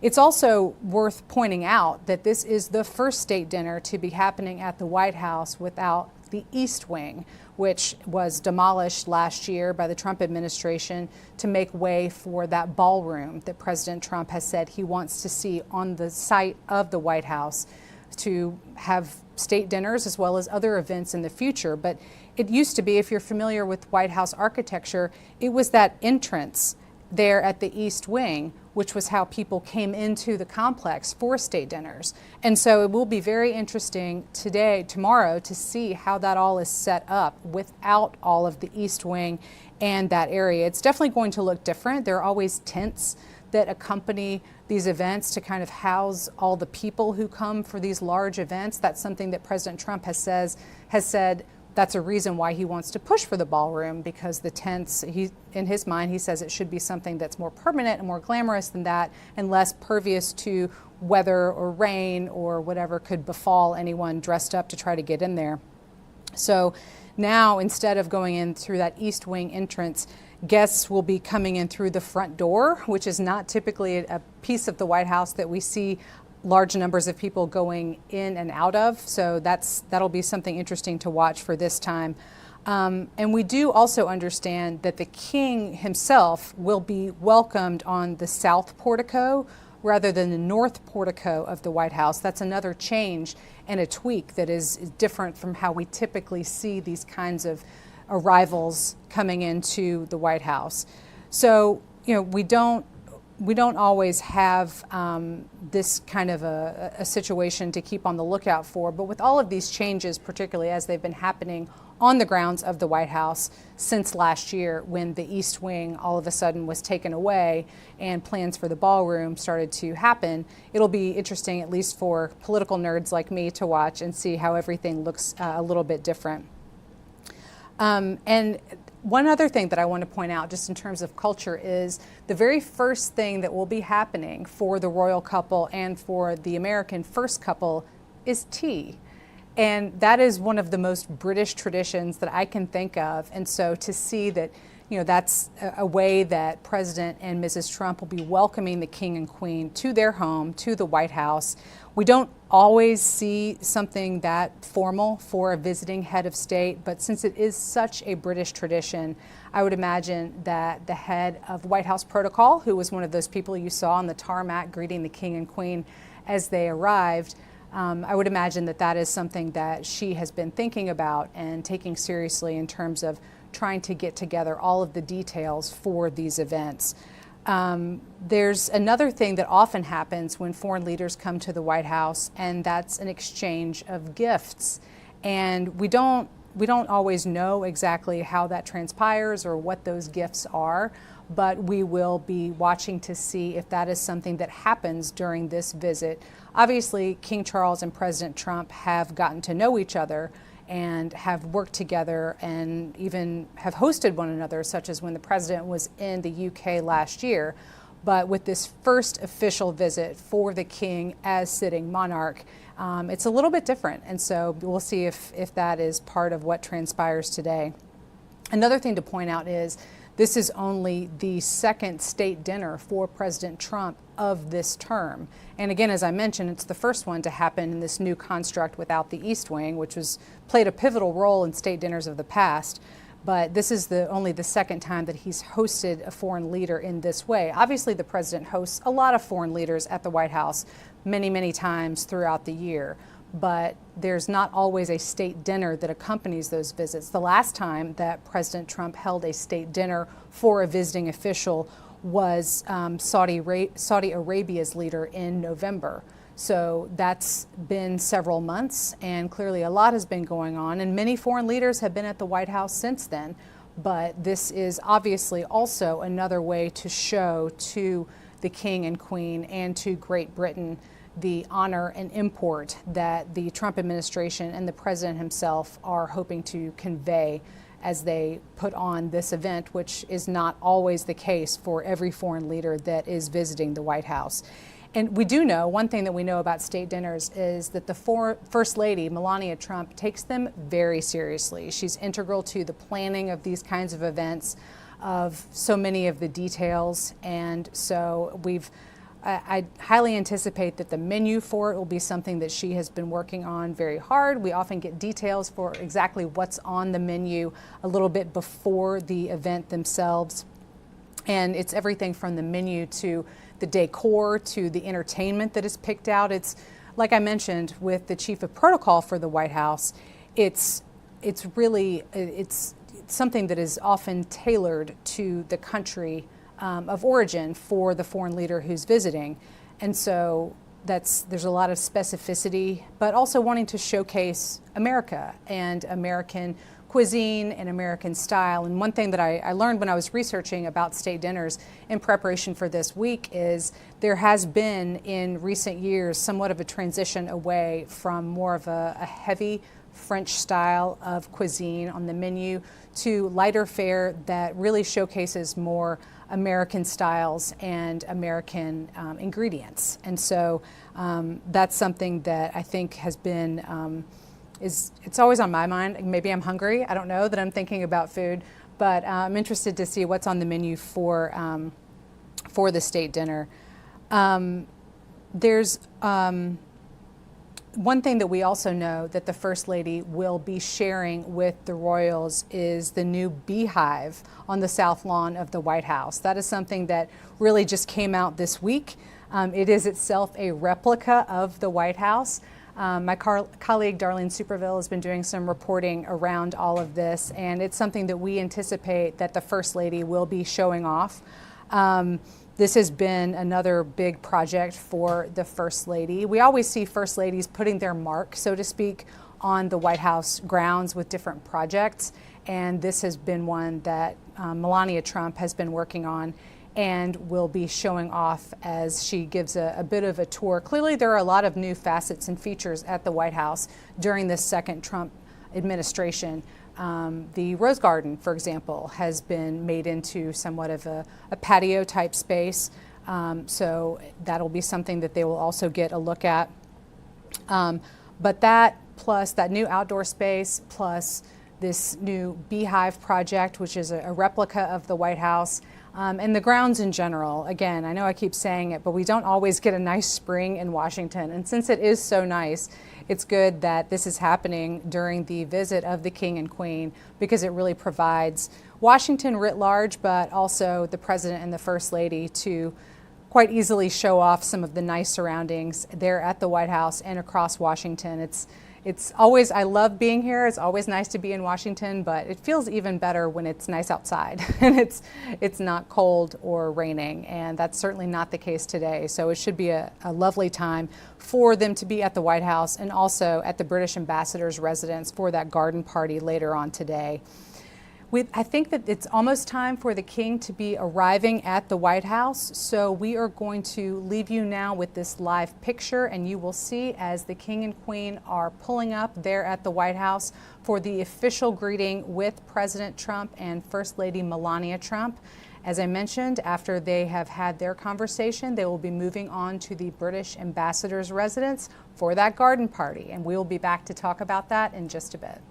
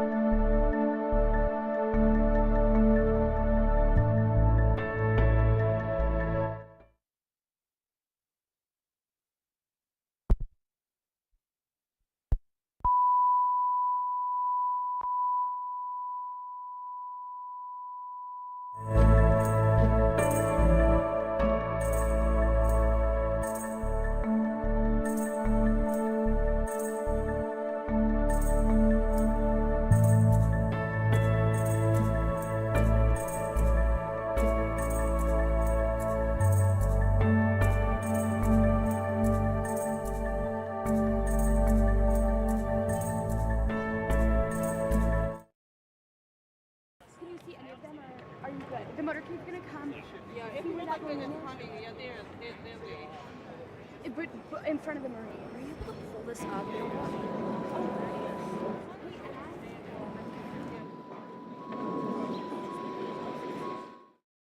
How are you?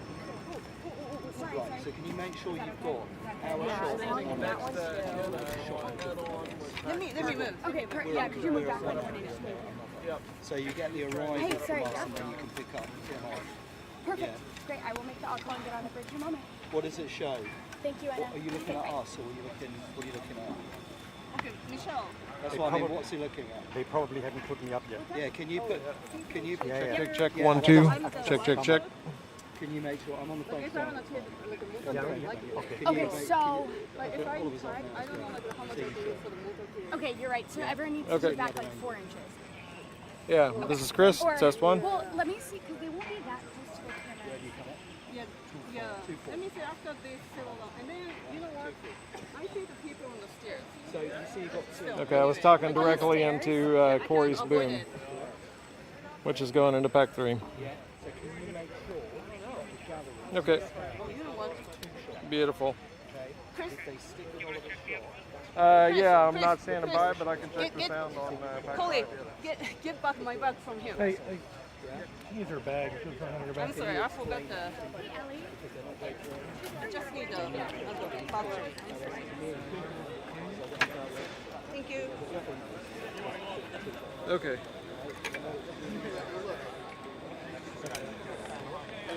I don't think they want us to stand. Pack 5, pack 5, pack 5. Camera mic is on channel 2.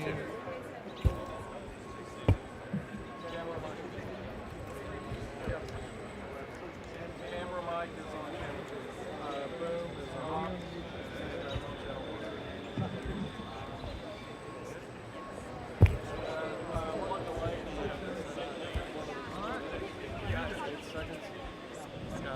Okay, we'll both at it. Okay, beautiful. All right, you happy? Yes,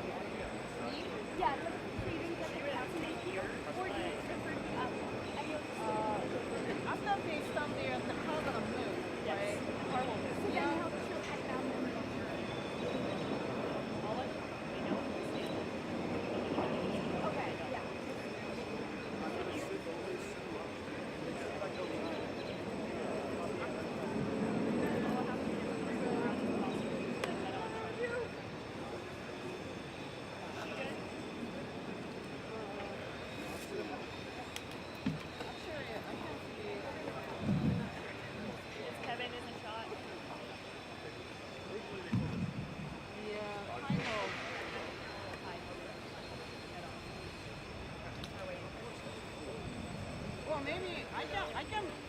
You think I can move behind them? Wait, Micah, I think it would be better if you were yeah, you can move down. Maybe it's easier. Yeah. Do you think it would be better? You want to be here? Yeah. Probably better for all of us. Yeah, let's do it. And I can grab your stool.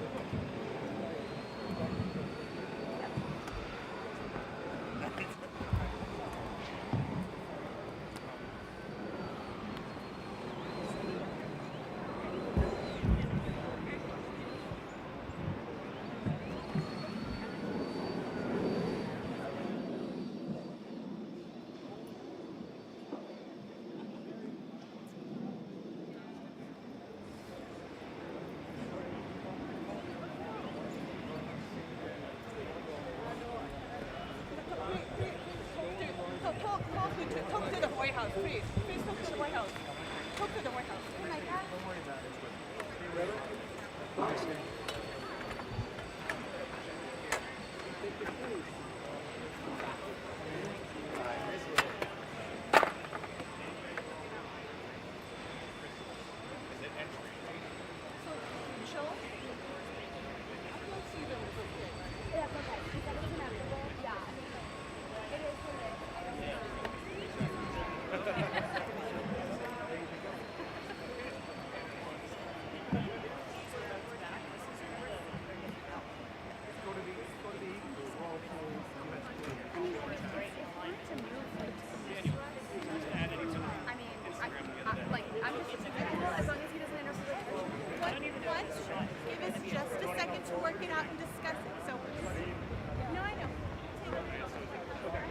When the car comes over, but then once it's head on, I'm okay.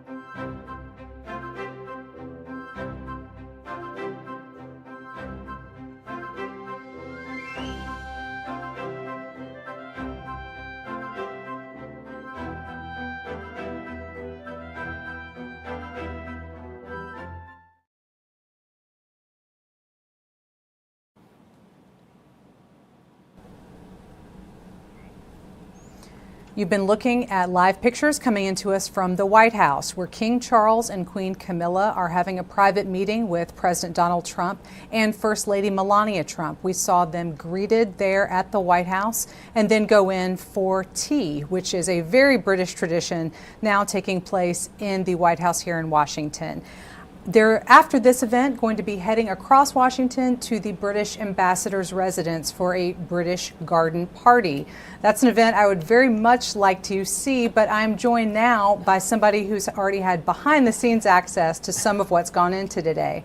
Right now, here with me is Deputy Washington Bureau Chief Jack Arresto. Jack, good to be with you. Thanks for joining me on set. Well, thanks for having me, Meg. So you, a couple days ago, again, I'm very jealous about this, you got to go over to the British ambassador's residence to see a little bit behind the scenes and also get a sense of all the planning that's gone into this event. First off, just kind of tell me, what are some of the things that you saw while you were there? Yeah, well, there's been a lot of planning that's gone into this event, particularly on the American and British side and here at the AP as well. But the ambassador's residence was really fascinating. It's a little piece of Britain right here in America and at the center of Washington, D.C. There's a large house where the ambassador lives and a lot of extensive gardens that are all British gardens. It's really neat for me to think about some of the personal touches in some of these places. Again, D.C., there are a ton of different embassies and evidence of foreign countries with, you know, having their separate territories here in town. But what are some of the personal touches maybe that you saw there from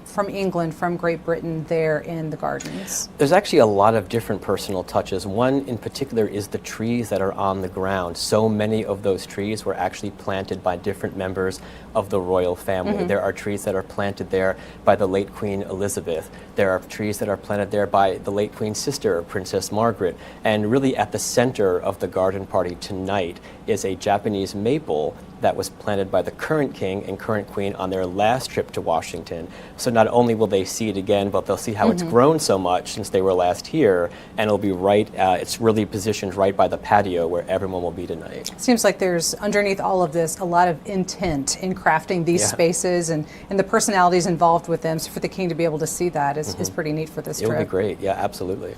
So it's spring here in Washington. It's been kind of a late spring, which is nice because that means that roses are in bloom. And I know that roses play a large feature in British horticulture, but I would imagine also at this garden that you've gotten to visit. So talk to me a little bit about what you saw there. Yes, well, we were lucky enough to have this tour by the head gardener at the embassy and for the ambassador's residence, and we were talking about it because it's been an unusual spring here in Washington. It's been really cold some days, it's been really hot on other days, but what that's allowed is for many of the flowers to stay in bloom longer. So all of the roses, which might have whittled away by now, are actually still there in full bloom. We got to witness so many of them. There are several rose gardens. There are rose trellises across the property.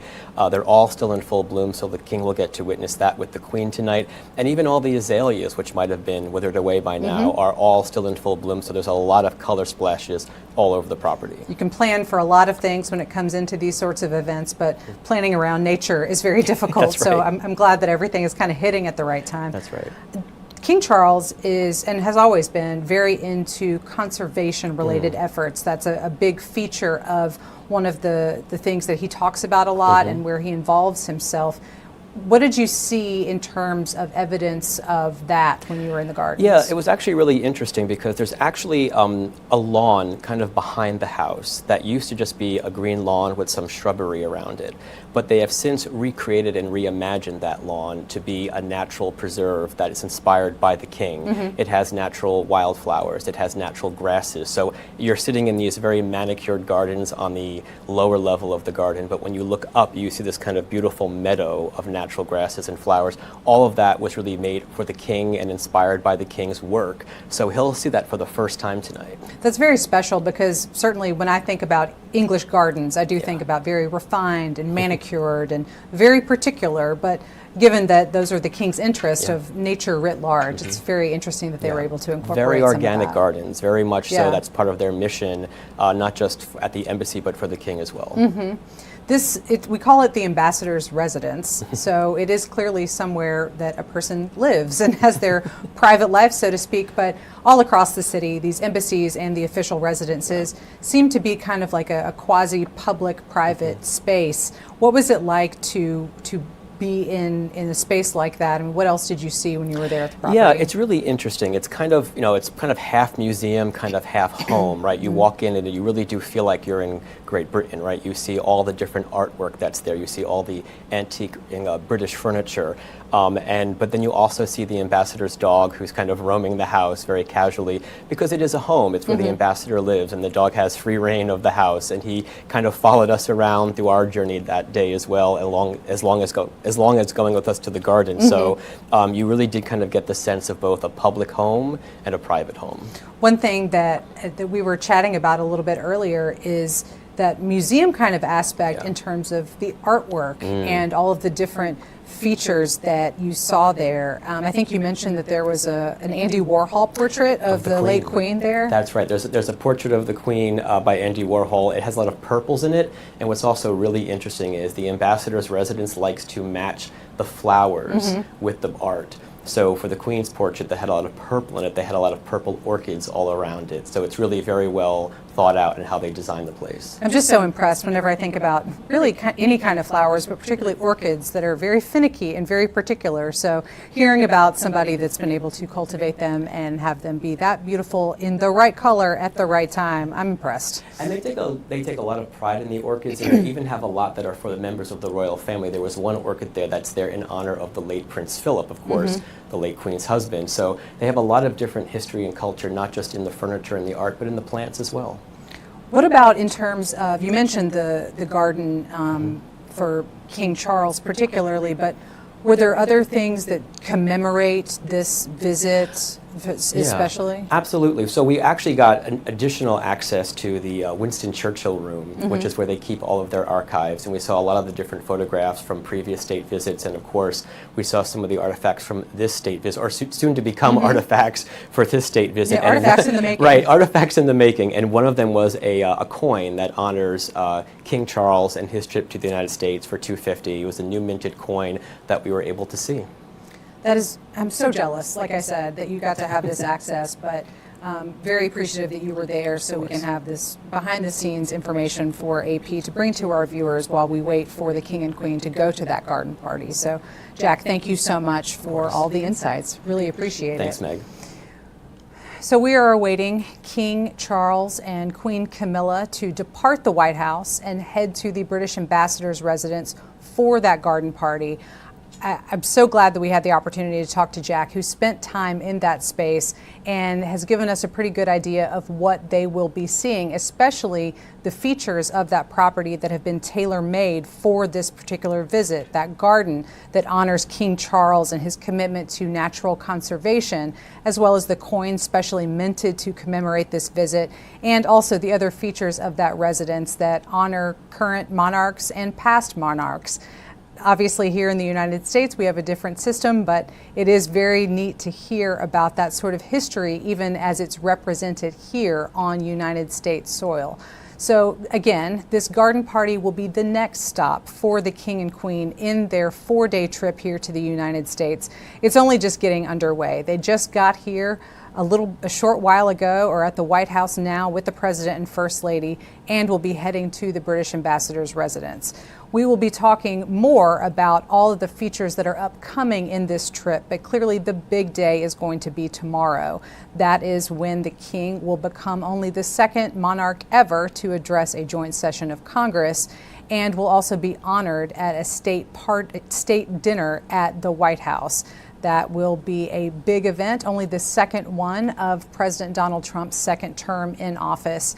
And we at the AP will be bringing you live video coverage of all of the events open to the press that will be occurring across this 4-day visit of the King and Queen to the United States. So we will send you back to the White House, where King Charles and Queen Camilla are still meeting with the President and First Lady. They'll then head to that British garden party. And then Jack will be back with me to talk about everything that goes into planning for big state visits like this. Back to the White House.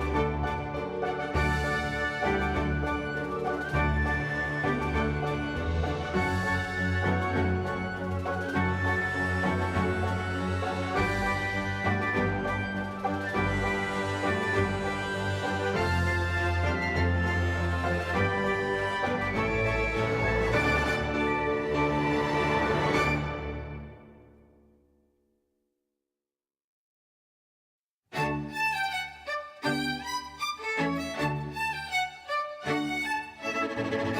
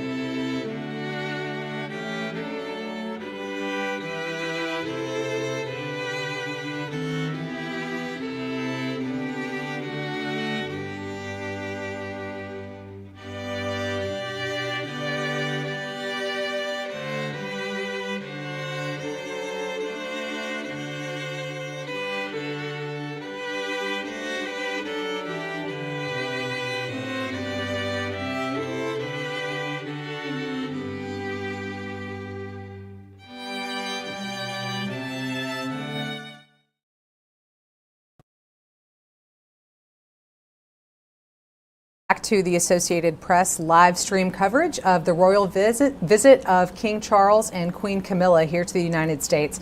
I'm Meg Kennard, and I'm joined again by Deputy Washington Bureau Chief Jack Arresto. Jack, thanks for coming back. Happy to be here. So while the King and Queen are at this garden party at the British Ambassador's residence here in Washington, I was hoping that we could talk a little bit about kind of what's gone into this. You know, this is a lot of events. We've got almost 4 full days of events here in DC and New York for the King and Queen to be in town. And for the AP, what all have you been thinking about? How long have we been working on kind of putting all this coverage together? So both the Brits and the Americans have been working on this for months. A lot of work goes into coordinating a trip like this, not just the events themselves, but the schedules, right? These are all very busy people around the world. So that's been happening. But here at the AP, we've been working on this for really several weeks right now because we have to work out all of the logistics for all of the events to make sure we have staffing in the right spot, to make sure we can get live coverage for our audience in all these different places. So it's been a lot of meetings, a lot of logistical meetings, a lot of site surveys to make sure that everything is ready for this week. A lot of work going on behind the scenes to make sure that not only are we up to speed on what all the machinations are, but that we have people in the right places to bring those live images in so we can do shows like this. Absolutely. So I know that's a whole lot of work. So we've gone through almost all of the first day of this visit. We saw the King and Queen arrive earlier today. They were at the White House, and now they're at this garden party. In terms of what's coming up, kind of give us a sense of what we're going to see tomorrow. This has been a little bit more informal today, but what's coming? It's been kind of a soft launch today. The King and Queen arrived, as you know, just a few hours ago. They had a tea at the White House. They're now at a garden party here in Washington at the British Ambassador's residence. It's kind of an introduction, but tomorrow is the real big day, and we're going to see a lot of activity. Tomorrow morning, we're going to have a formal arrival ceremony at the White House. Today was more of a casual tea. Tomorrow will be very different, and it will look very different. The President and the First Lady are going to welcome the King and Queen on the South Lawn. There will be a band playing. There will be a lot of guests in attendance. The President traditionally gives a speech, a welcoming speech to the visiting monarch. In the past, we've seen Queen Elizabeth, who's been there before, give remarks as well, so it's very likely that the King might also give welcoming remarks as well. You might recall, actually, when the Queen was here for her last state visit, I believe in 2007, with President Bush, he had accidentally said that she was last here in 1776 rather than 1976. She was a long-serving monarch, but not quite. So that was a moment of levity that happens in many of these welcoming ceremonies, and it kind of shows, again, the continued closeness between the U.S. and British. So we might see those moments again tomorrow, but it's bound to be a big event. But there's more to come. I mean, the King is now going to go from the White House welcoming ceremony all the way across town to the Congress, where he's going to become only the second monarch in U.S. history to address the Congress, the first, of course, being his mother back in 1991. But that will be a really big event. It's going to look kind of like a State of the Union address in a sense. It's a joint session. A lot of people will be attending. He'll be meeting the congressional leadership. That will be a big moment as well. We are told that that's going to be really what his message will come from. He does not obviously give interviews. He does not speak often to the media on these moments, but the speech tomorrow is going to be his message both to the American people and to the American government, we're told. But Meg, there's more. Because as much as that is, we're also going to have a state dinner tomorrow night. It's going to be held, of course, at the White House, and we'll see a lot of glitz and glamour that night as well. Absolutely. I mean, clearly a long day for all of us. It's a work day, but a very long day for these visiting royals and all of the various big events on their schedule. Talk to us a little bit about these state dinners. I mean, at the White House, you see all the time foreign leaders coming to meet with the president, spend time with the administration officials, but you don't always see a state dinner. How is this kind of a different sort of vibe as opposed to just a foreign leader visiting? Well, a state dinner is really one of the biggest honors a foreign visitor can have. It's one of the biggest events that the U.S. can hold for a foreign leader, so it's a big deal. It's going to look a little bit different this year because the East Wing, as we know, has been taken down as a new ballroom is being constructed, and the East Wing is traditionally where the guests would have come in, guests to the dinner that is, would have come in to the White House. With that gone, there's a temporarily constructed kind of glass corridor that will take guests from Pennsylvania Avenue into the north side of the White House. So we will still be seeing guests arrive, but it's going to look a little bit different than we're used to. What's also a little bit different is traditionally the President and the First Lady will welcome the visiting guest on the north portico and take a formal arrival picture with that temporary hall I was mentioning happening in that location. They're going to put it on the opposite side of the house. So on the south portico, we will see the King and the Queen arrive. Still a nice photograph, still a beautiful south lawn to look at. It's still the White House after all. But a little different looking. It is interesting just to kind of think about through history these different kinds of events, and we've all seen them and covered them. Only the second one of President Trump's second term, so it's kind of notable in that regard. But just to talk about all those changes at the White House itself, not to mention the different parties involved, it will be something to note and that you'll be able to see in our live stream coverage. Yeah, we're still planning on having live coverage of all of this. We are anticipating getting live coverage of the guests arriving, so we'll still be bringing that to you despite the arrangement. We are also anticipating, we usually get to see a little bit of the beginning of the dinner, so we'll be able to see what the tables look like, what the President and First Lady will come out and greet the King and Queen. We'll see all of that. And traditionally we get to see what the toasts are. So we'll hear the President give a toast. We're expecting to hear the King give a toast, and all of that will be live on our AP News website. So once we get through the state dinner, which could be a very late night, not quite sure how long it'll go, give us a brief sense of what's coming up for the King and Queen on Wednesday and Thursday. So if that wasn't enough for one trip, one piece of coverage, we have 2 more days to go. So on Wednesday, the King is going to take a day trip up to New York. He is going to be paying his respects at the 9/11 Memorial with the Queen, and then after they visit the 9/11 Memorial, they're going to kind of separate. The King is going to do a few events more uptown in Harlem. He's going to also be meeting with UK, US business leaders, and the Queen is actually going to go to a literary event at the New York Public Library.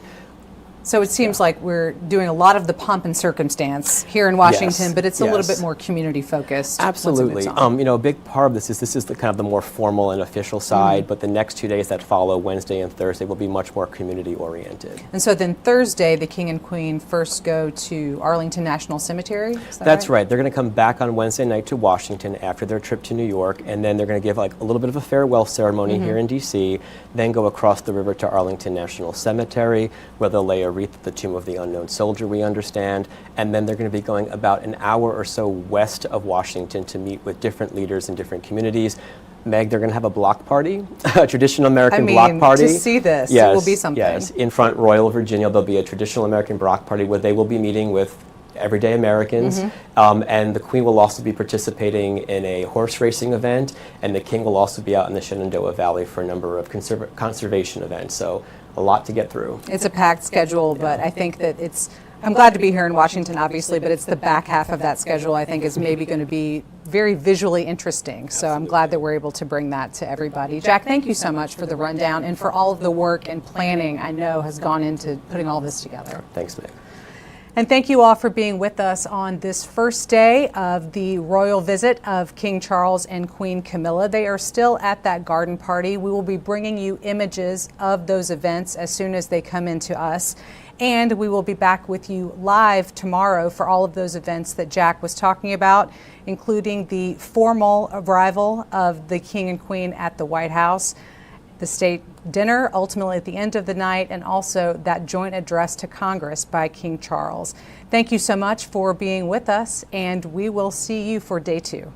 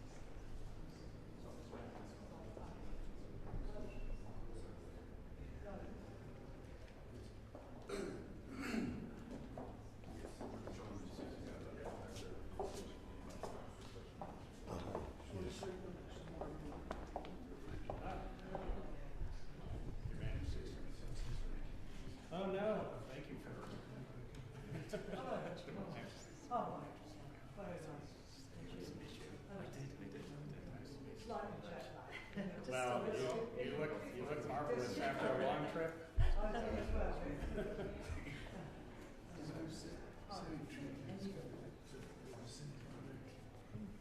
So I'm descended from his father. So he didn't have any descendants. He only had stepchildren. So I'm descended from his older half brother. Yeah, and we have something here which actually is a historical piece, which we'll explain. Yeah, so Friends of the Washington statue was a private initiative to restore that statue, which was meant to be a gracious sort of lead up to America's 250th anniversary. That statue was actually a gift to Virginia in 1914 to celebrate 100 years of peace between our countries on the centennial of the Treaty of Ghent, which ended the War of 1812. So the gift of Virginia for that statue was accepted, and actually King George V selected Trafalgar Square to be its home. Believe it or not, I was quite surprised, and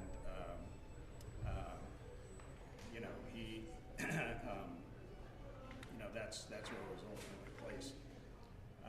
World War I intervened a few months after he selected that, and they couldn't bring the statue over until 1921, after the war. quite interesting. By then, it wasn't just celebrating 100 years of peace. It was celebrating also the fact that we were allies. And when you listen to Lord Curzon's dedication speech, the dedication in 1921, he emphasized our common ideals and principles and our common sacrifices during that war. So that statue is actually about what, of course, Winston Churchill later called the special relationship. So when we restored that statue and celebrated it last June, we put on new inscriptions on the plinth at the bottom with words taken from his speech to our enduring friendship, to our common ideals and principles, to our common sacrifices.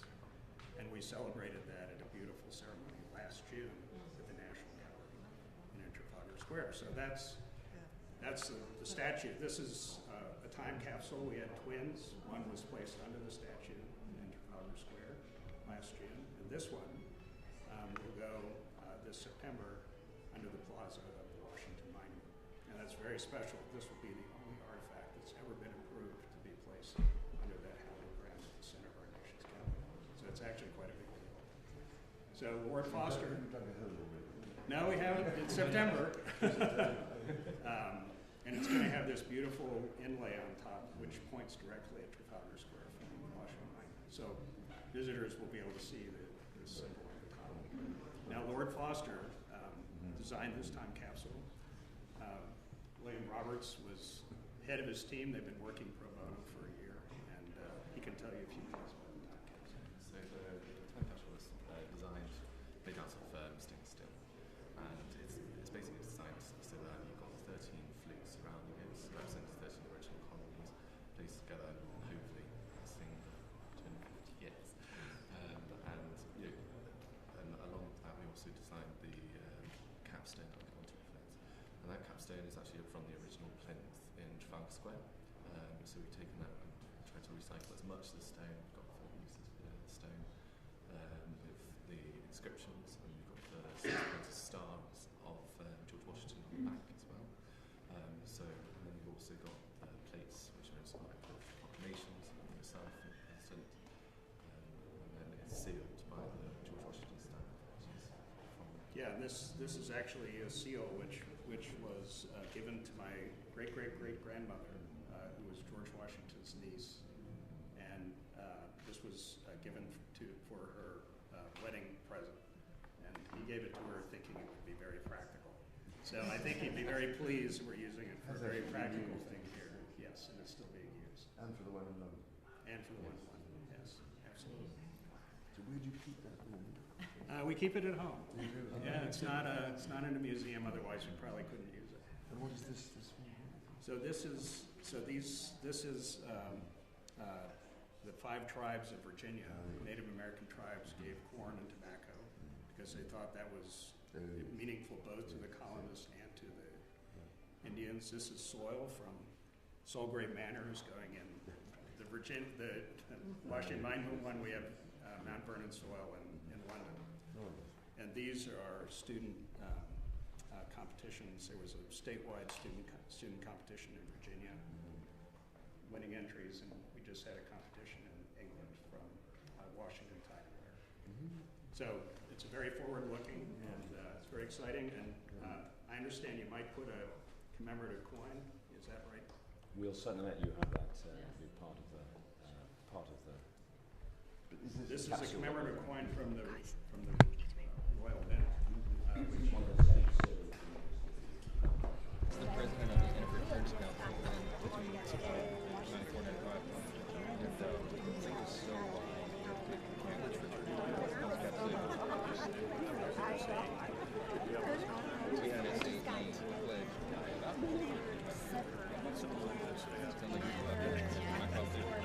I'm in SAE. We had, they were starting to bring hard drugs and these guys come on park and they told them that. And so my last executive board was actually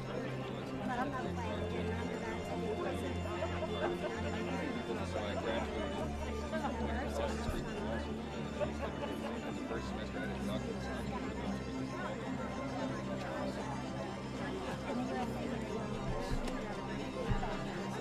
And they said, oh yeah.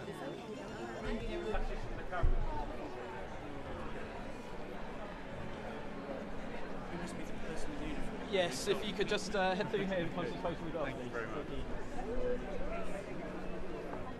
Thank you so much.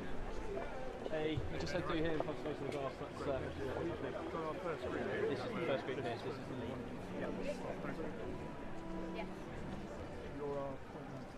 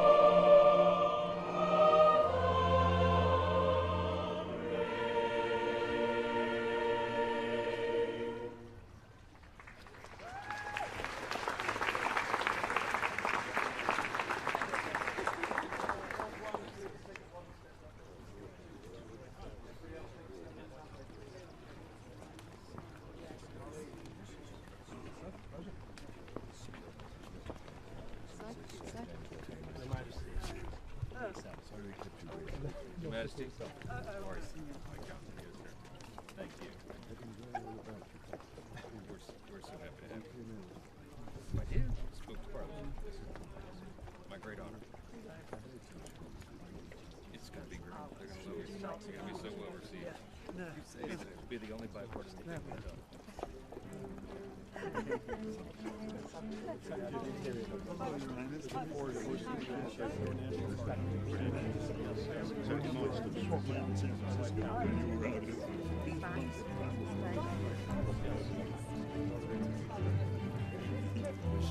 Yes, exactly.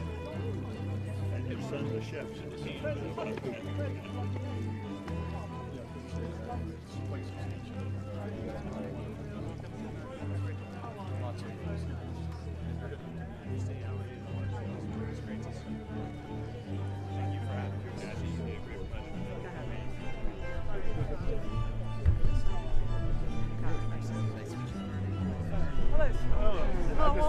Nice to see you. Seems very short time. Like a couple of months. Looking forward to tomorrow. Yes, very much. Meet John Freeman. Hello. How are you? Nice to see you. Nice to see you. No, I can't believe we're back. Good journey? It's always There was space going. You look well. Excuse me, guys. Can you step back, please? Step back. Oh, it's this way?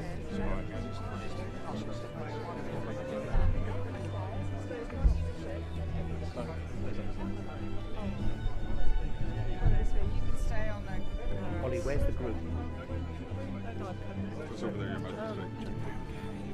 Right, this way, yeah. Quite a way through. Where have we go? Ma'am, I'm Tim Kate from the embassy. Hello. Delighted to meet you. Thank you so much for coming. I'd like to introduce you to a selection of entertainment, sports, and other people in the DCC. So, we're... Hello, this is Tammy Hadid. How are you? I haven't seen you for a very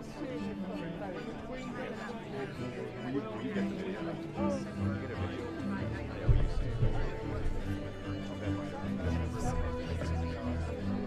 We love you. You're the man.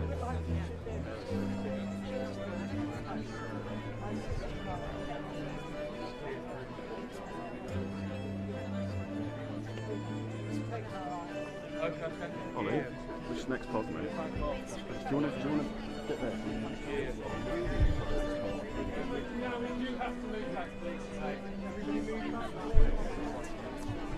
Ollie will always be on the next pod, so Got it. Okay, thank you.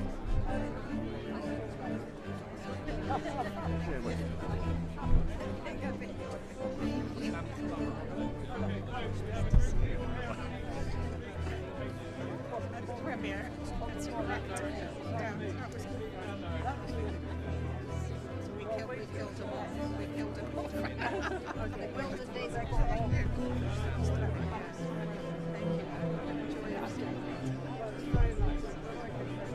so bad. To get off the plane and come here, I don't know how to do it. You get arrested.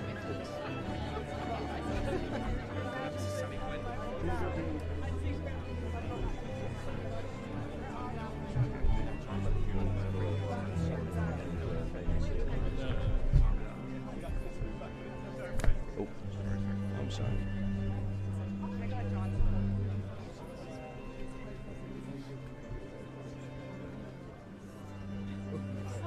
We didn't talk about that. And then Mr. Ken Martin, the chair of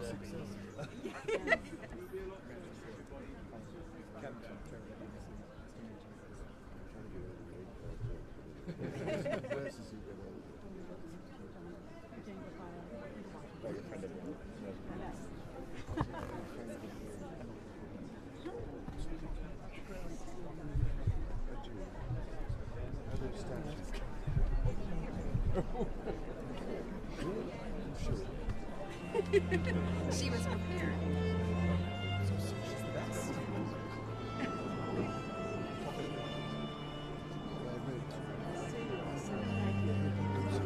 Scott Bassett, United States Trade Treasury. Fantastic visit in September. I told the president I've been in that banquet hall. This is my third time in there. I've never seen it done up like that. I'm doing the same thing. It's that fast. Well, I think you inspired me. Sorry. Sorry, hang on one second.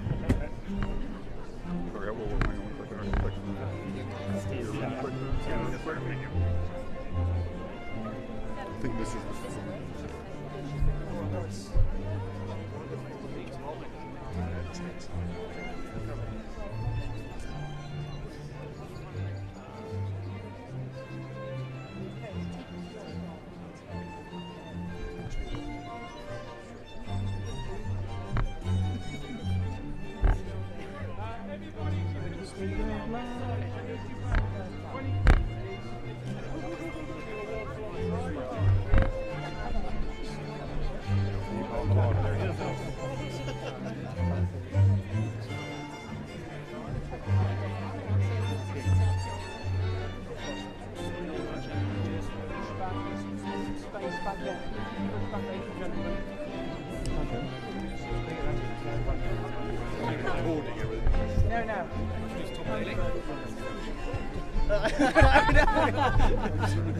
I know. Are you still knitting?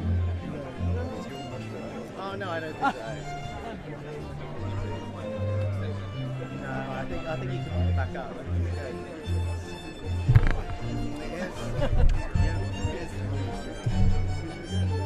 Not so much anymore, but I wanna get back into it as much as I can. But knitting's now I'm retired now. I'm too old.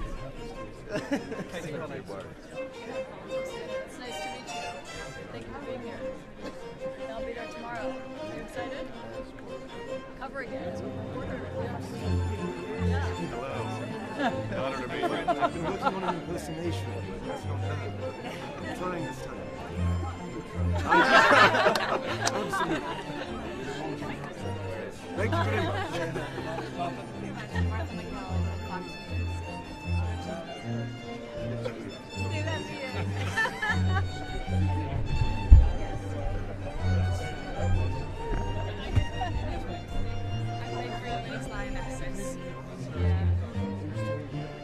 Still playing, not retired, still going. So, no, I broke my leg once, but fine after that. Yeah, I play in DC now, but still play for the national team, so I fly back every 6 weeks. That was the cool thing about times each week. Thank you. Thank you so much. That suit. This is Francis surgical fitting. No, they're on great. Nice. We had a good Friday. Okay, good.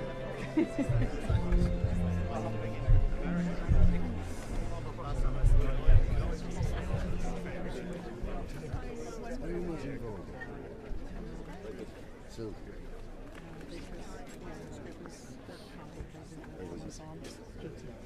I'm looking forward to seeing your documentary.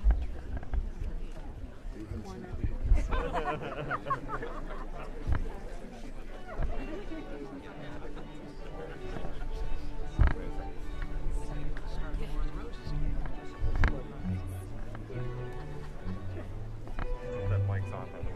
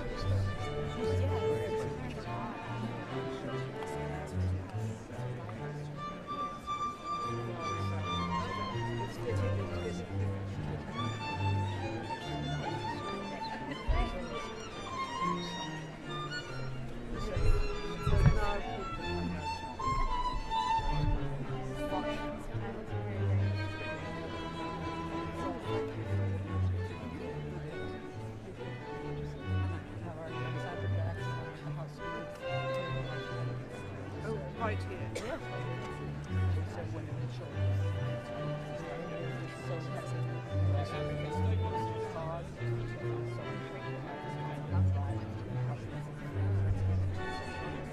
Well, I was very glad to do. Encourage.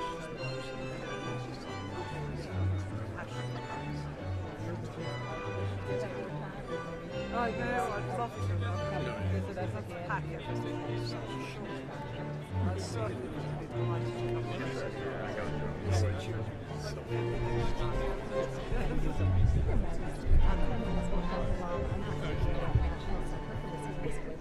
So here in the United States, we're the resource, the national resource for finding missing children and responding to child sexual exploitation.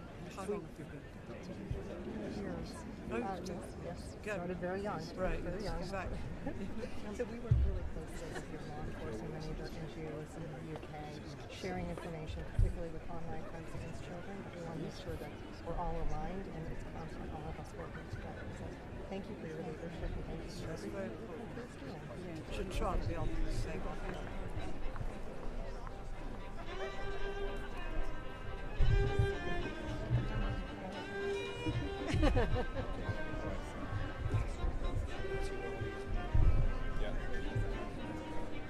We're just trying to work them out. What do you think the next group is? The next stop is? Go down around this corner. It's going to go.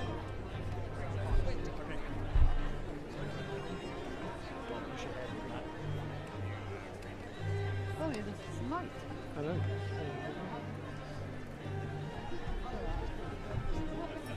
Sorry, guys.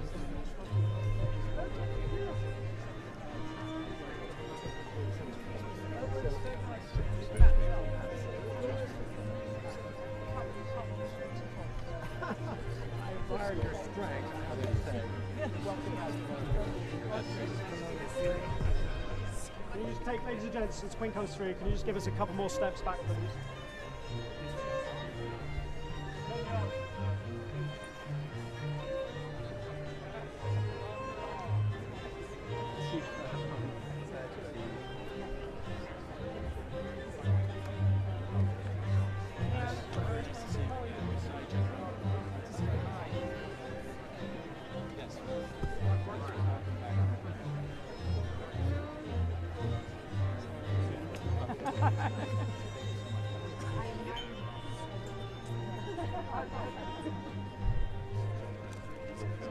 Come back and get a long shot.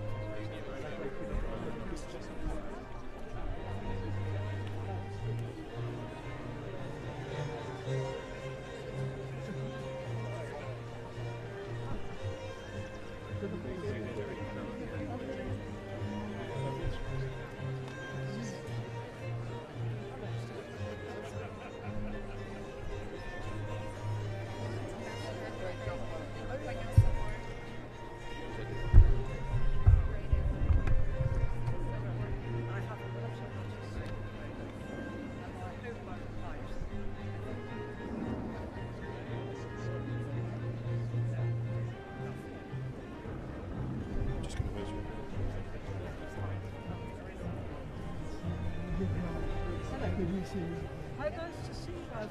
Oh, I recognise the face. Very nice to see you. I'm a friend of Jane Churchill. Oh, your friend Jo, I was just saying. Jane, we just saying that's from me. Oh, she's just broken. I know. I guess it's a big confess. Oh, no, she's awesome. She's doing a lot.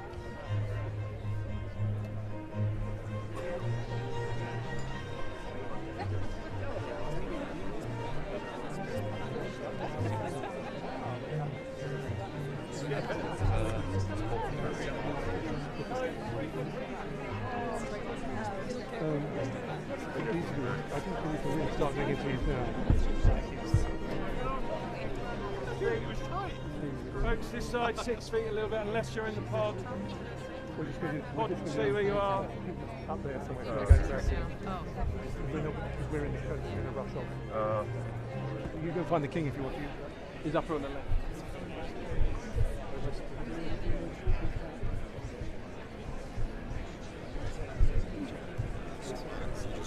Ryan and Sage. Ryan. Okay, sorry. trying to keep it a little and get on to the next pod, which is He will branch off to something else.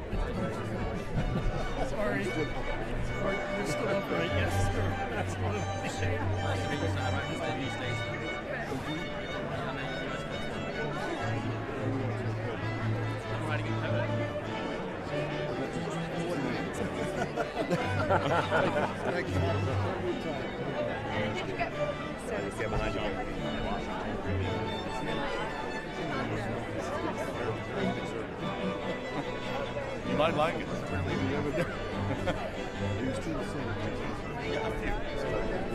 There's still some, mostly all.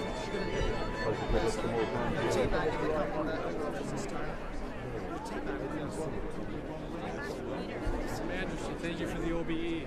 Great honor. Right after you were announced, headed up the U.S. Campaign Caucus in Congress for many years, strengthening the relationship. Thank you.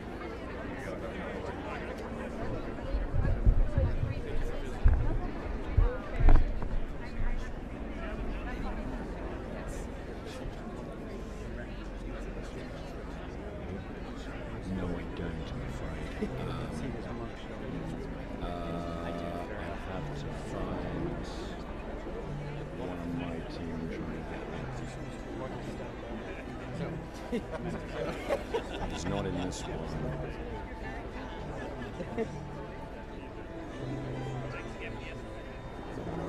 I am at 7. You got more?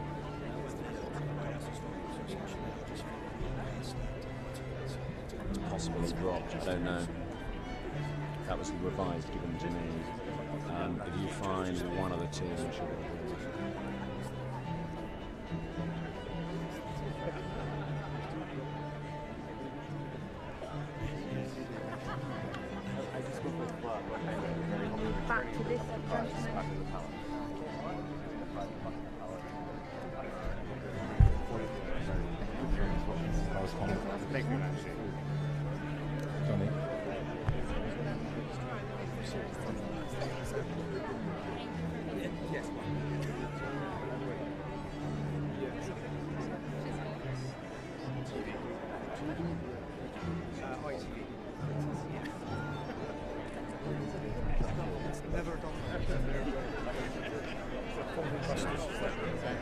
Can I have my drink back? Somebody can spin it all over. The state dinner, isn't that fabulous? Yeah, the state dinner in 2019. I met your brother. Yes, here, dinner here. And he said that he's actually the front here. That's where we're going next.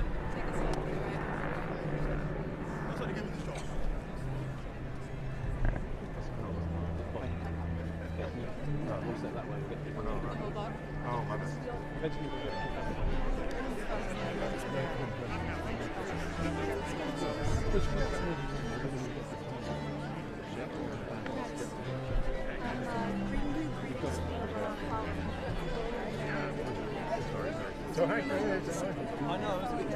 Guys, you're going to have to create a bit of spell. I'm trying to give you what you want on there. I promise. Right, can we just go that way first? So let's go back that way, please. Please. Thanks, guys. Sorry.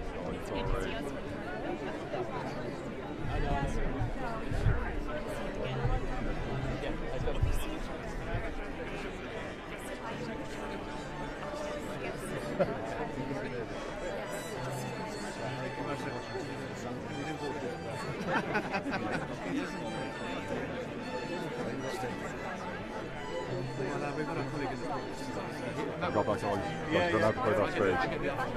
Thanks, guys.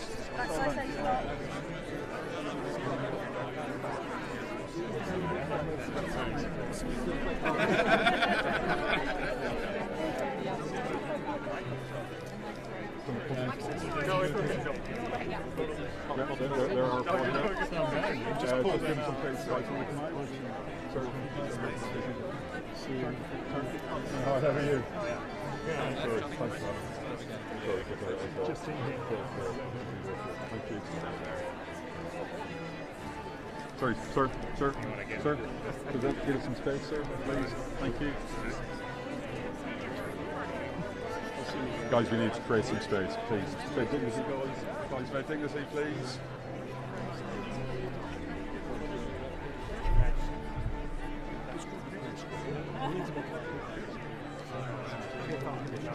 Sure.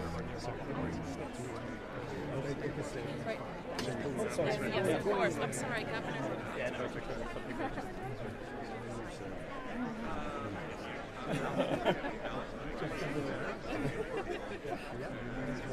Enjoy your visit.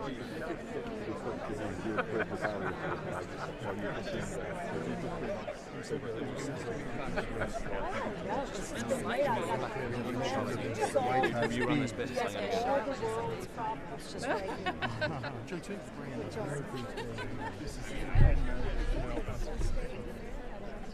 Can I clear this, guys? Yes, yeah. Where would you like us, Ambassador? Hi, Pamela Brown. That's what How are you, Pam? Nice to see you. Nice to see you. Right, Chris, I just want to stand there with just the ambassador. Nice to see you. Just wait here for Johnny, Mungo in the blue spotted tie is our next. Wolf. How are you? It's Pamela Brown. Oh, thank you very much. Thank you. I know, it's crazy. The ambassador. Can I come stand next to you? It's this group just behind here, chap with spotted tie. He asked me to chat. I'm just calling time. Right over here? Yeah. You can stand there for that. Thank you. Right, that just backing up into him. It's this gentleman who's got the tie, the next group that the King's going to meet. When we get in a strategic position, this gentleman here. Just make space. We're just trying to make some space so that people can see the groups. Hello, how are you? Very good. Nice to see you. A bit chaotic.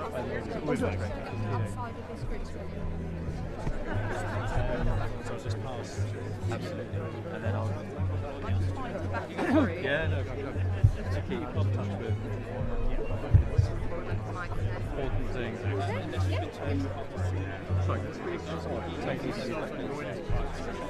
This is the fun. The lady take a couple of steps back, please. Stay in front of my colleague here. Especially the last one.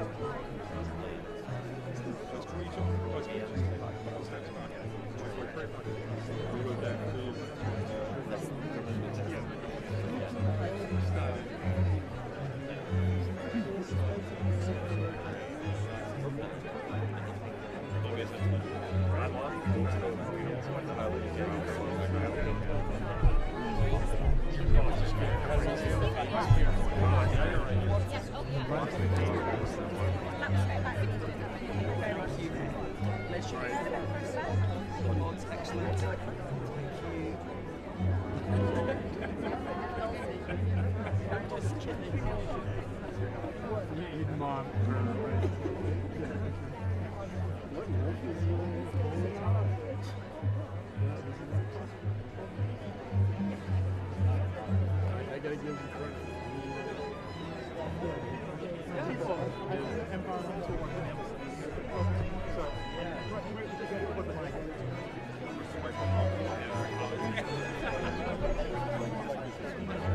The new show stuff.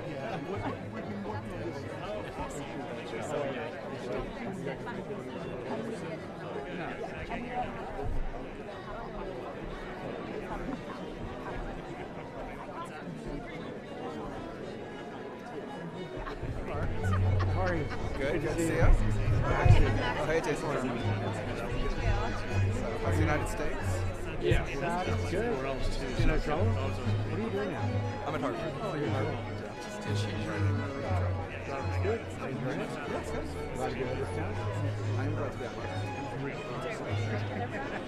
Economic world. I guess maybe when you were at BlackRock. Mine is on the internet. You have people that could find me. Including your prime minister. What? When he was at BlackRock. Oh, I was in the White House. The Obama White House. So. Back Yeah. Yeah.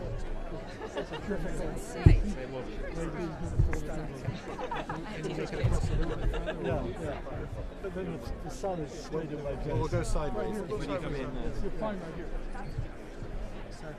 take my hand. Ladies and gentlemen, please move back. Just step back. Please step back. Ladies and gentlemen, please move back. Please move back. Please move back. Yeah. Ladies and gentlemen, please move back, sir. Would you mind stepping back, please? Please step back. Thank you. But then we'll have to take her behind you.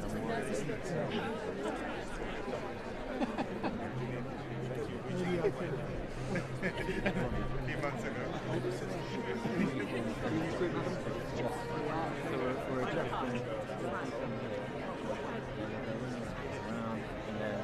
We'll go to Ed first, and then we'll go to Professor Frog second, and then to Bunch.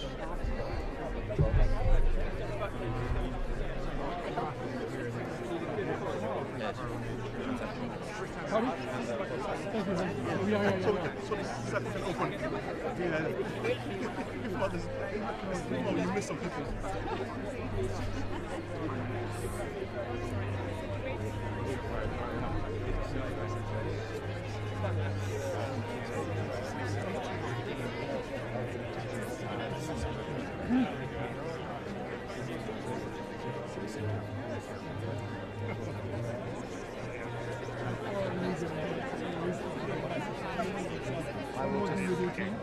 I would just say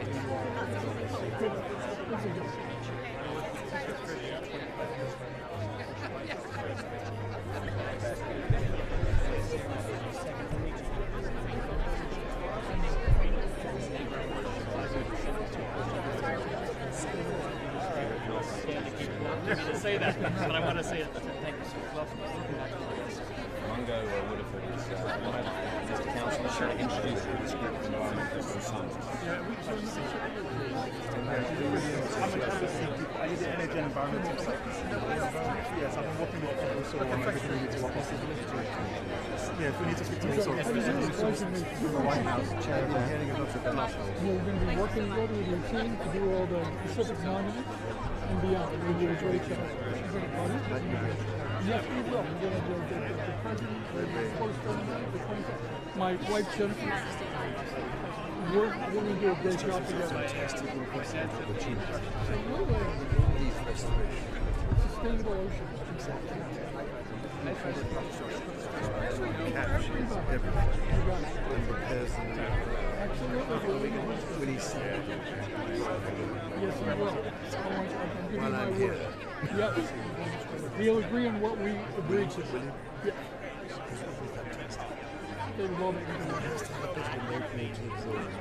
Yes, absolutely. I'm with you. Sustainable oceans. Without that, nobody wins.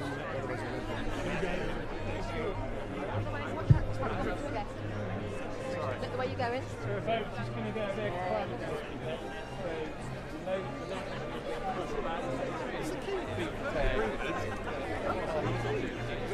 So can you go back into the line, please?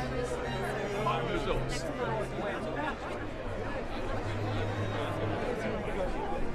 Yeah, I'm alright. Hey, Albert. Come here, Albert. That's it.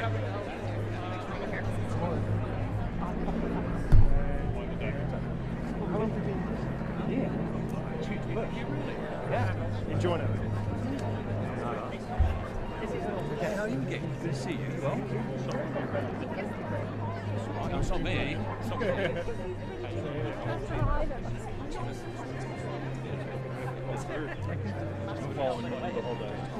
We are running downhill.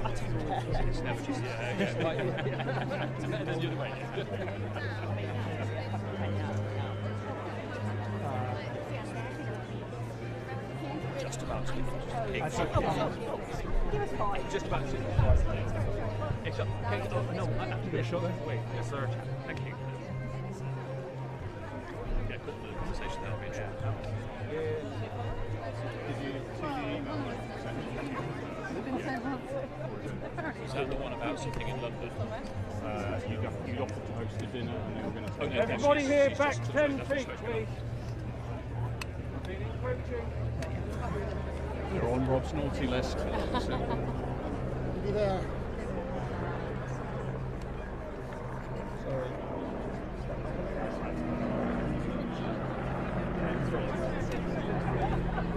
Kind of in the job description, I guess.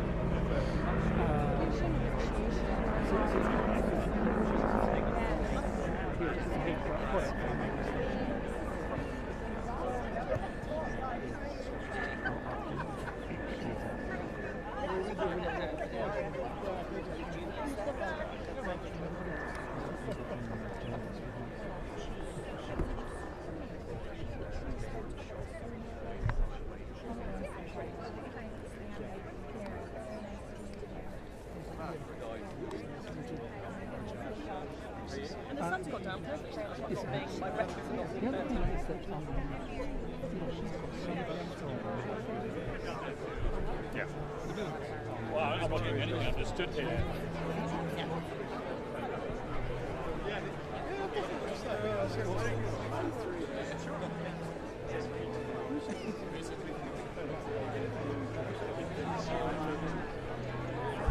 So all the military. Oh, yes. I'm sorry. I was like, I thought you were talking about someone else.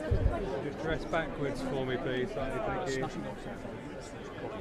Just keep dressing back, thank you.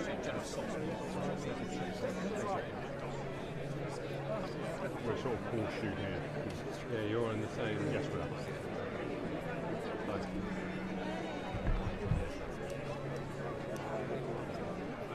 Squeeze back to this.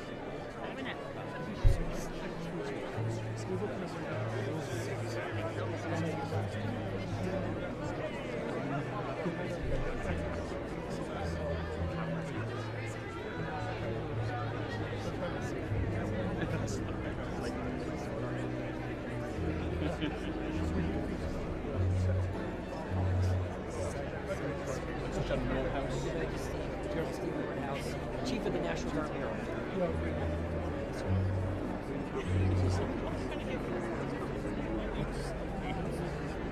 Been doing it for about a year and a half now. God, we have about 435,000, about 330,000 Army National Guard, and about 105,000 Air National Guard.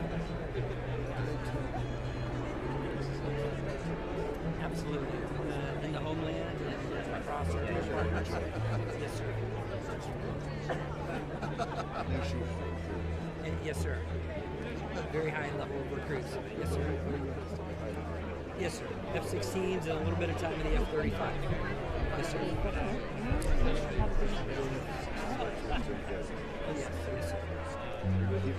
Yes, sir.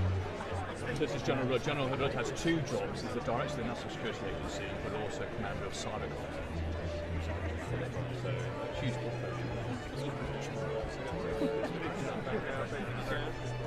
Can you just keep moving back?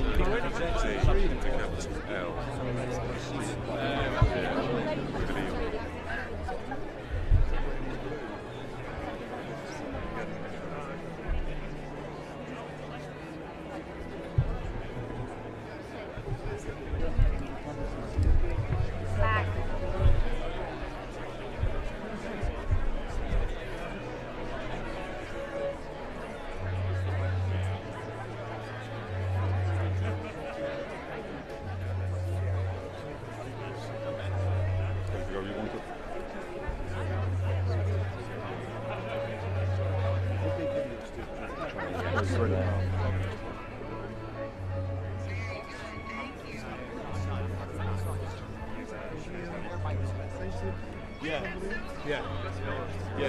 So it was all just for this moment, because you're just aware that last part. That's great. There he is.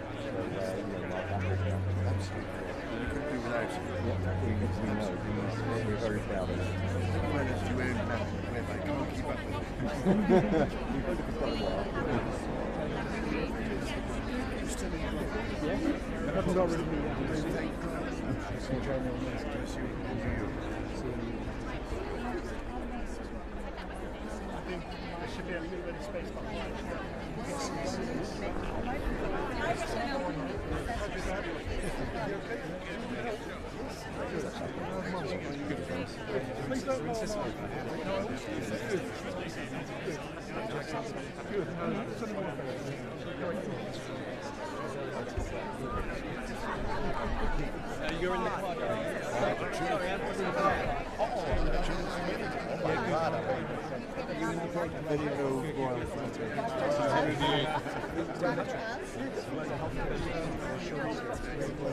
Hope you enjoyed the presents. I think your garden party, I'm sure I know. We knew you'd be late. I enjoyed your garden tremendously. To see you. You're surviving. You look very well. I must see now there.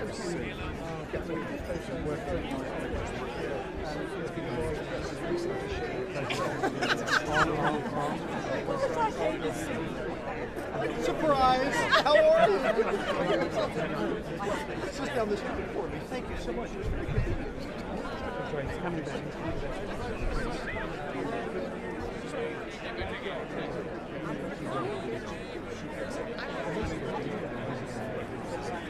Emily's back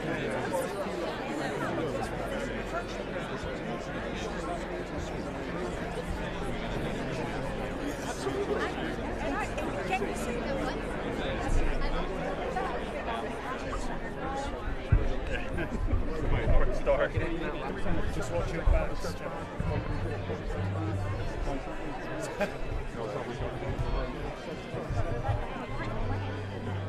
I'll just get the jump behind you. Thank you. Emily.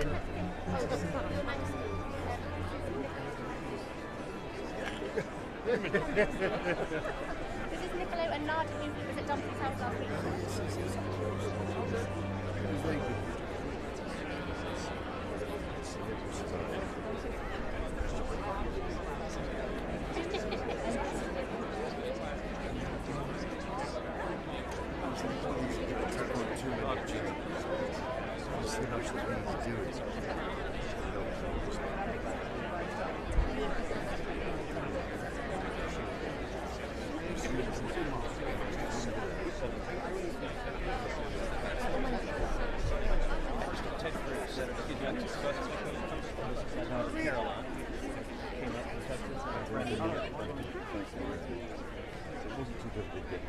No, it was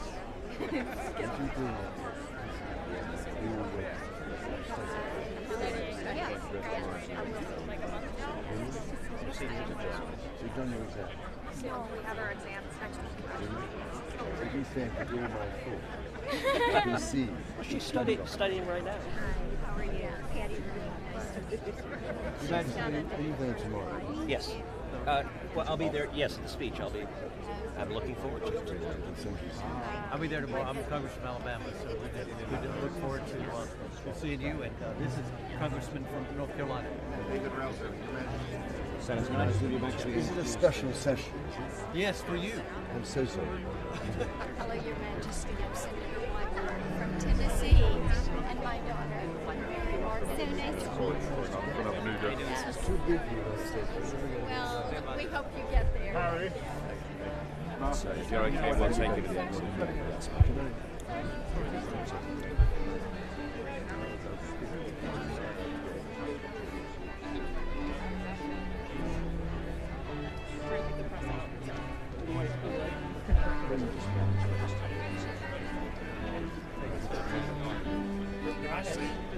How are you, sir?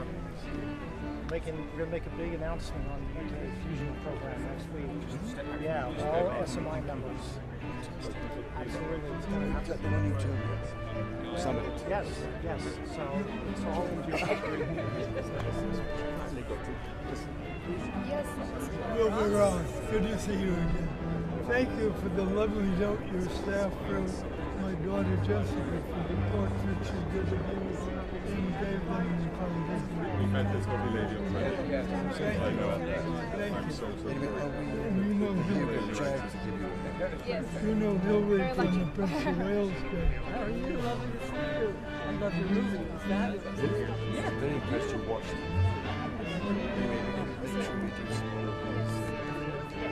They haven't forgotten about it. No. Do I have to care? As much as you can, always. Bye. See you. Thank you You're very very much. welcome. Thank you. It's lovely to meet you. Nice to see you. Oh, that's nice. I'm trying to get the press together.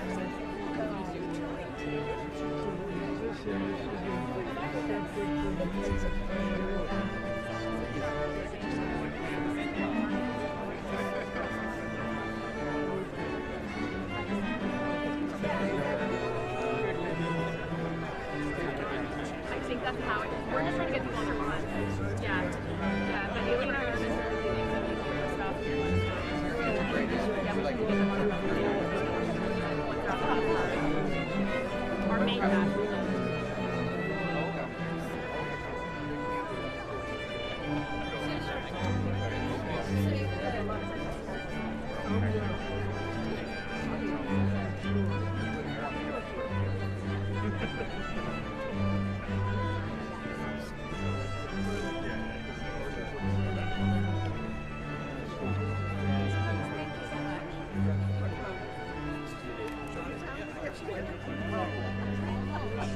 But should we just come like this? Like whatever suits. It's fine.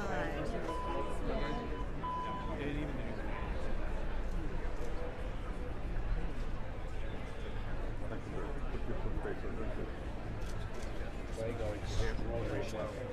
Everything.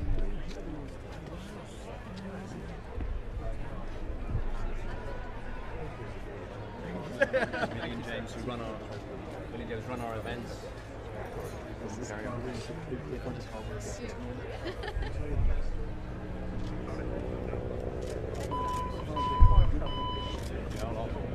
Last but not least, Johnson here, our gardener, who is one of the finest gardeners in the whole.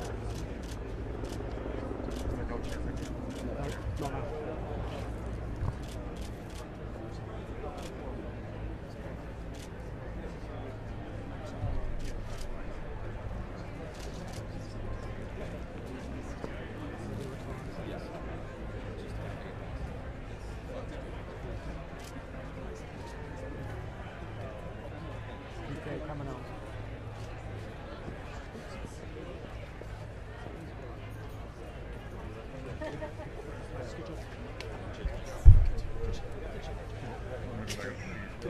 Good shouting. Oh, we can try it, man. enough of us, 3 of us behind it, and we're shooting.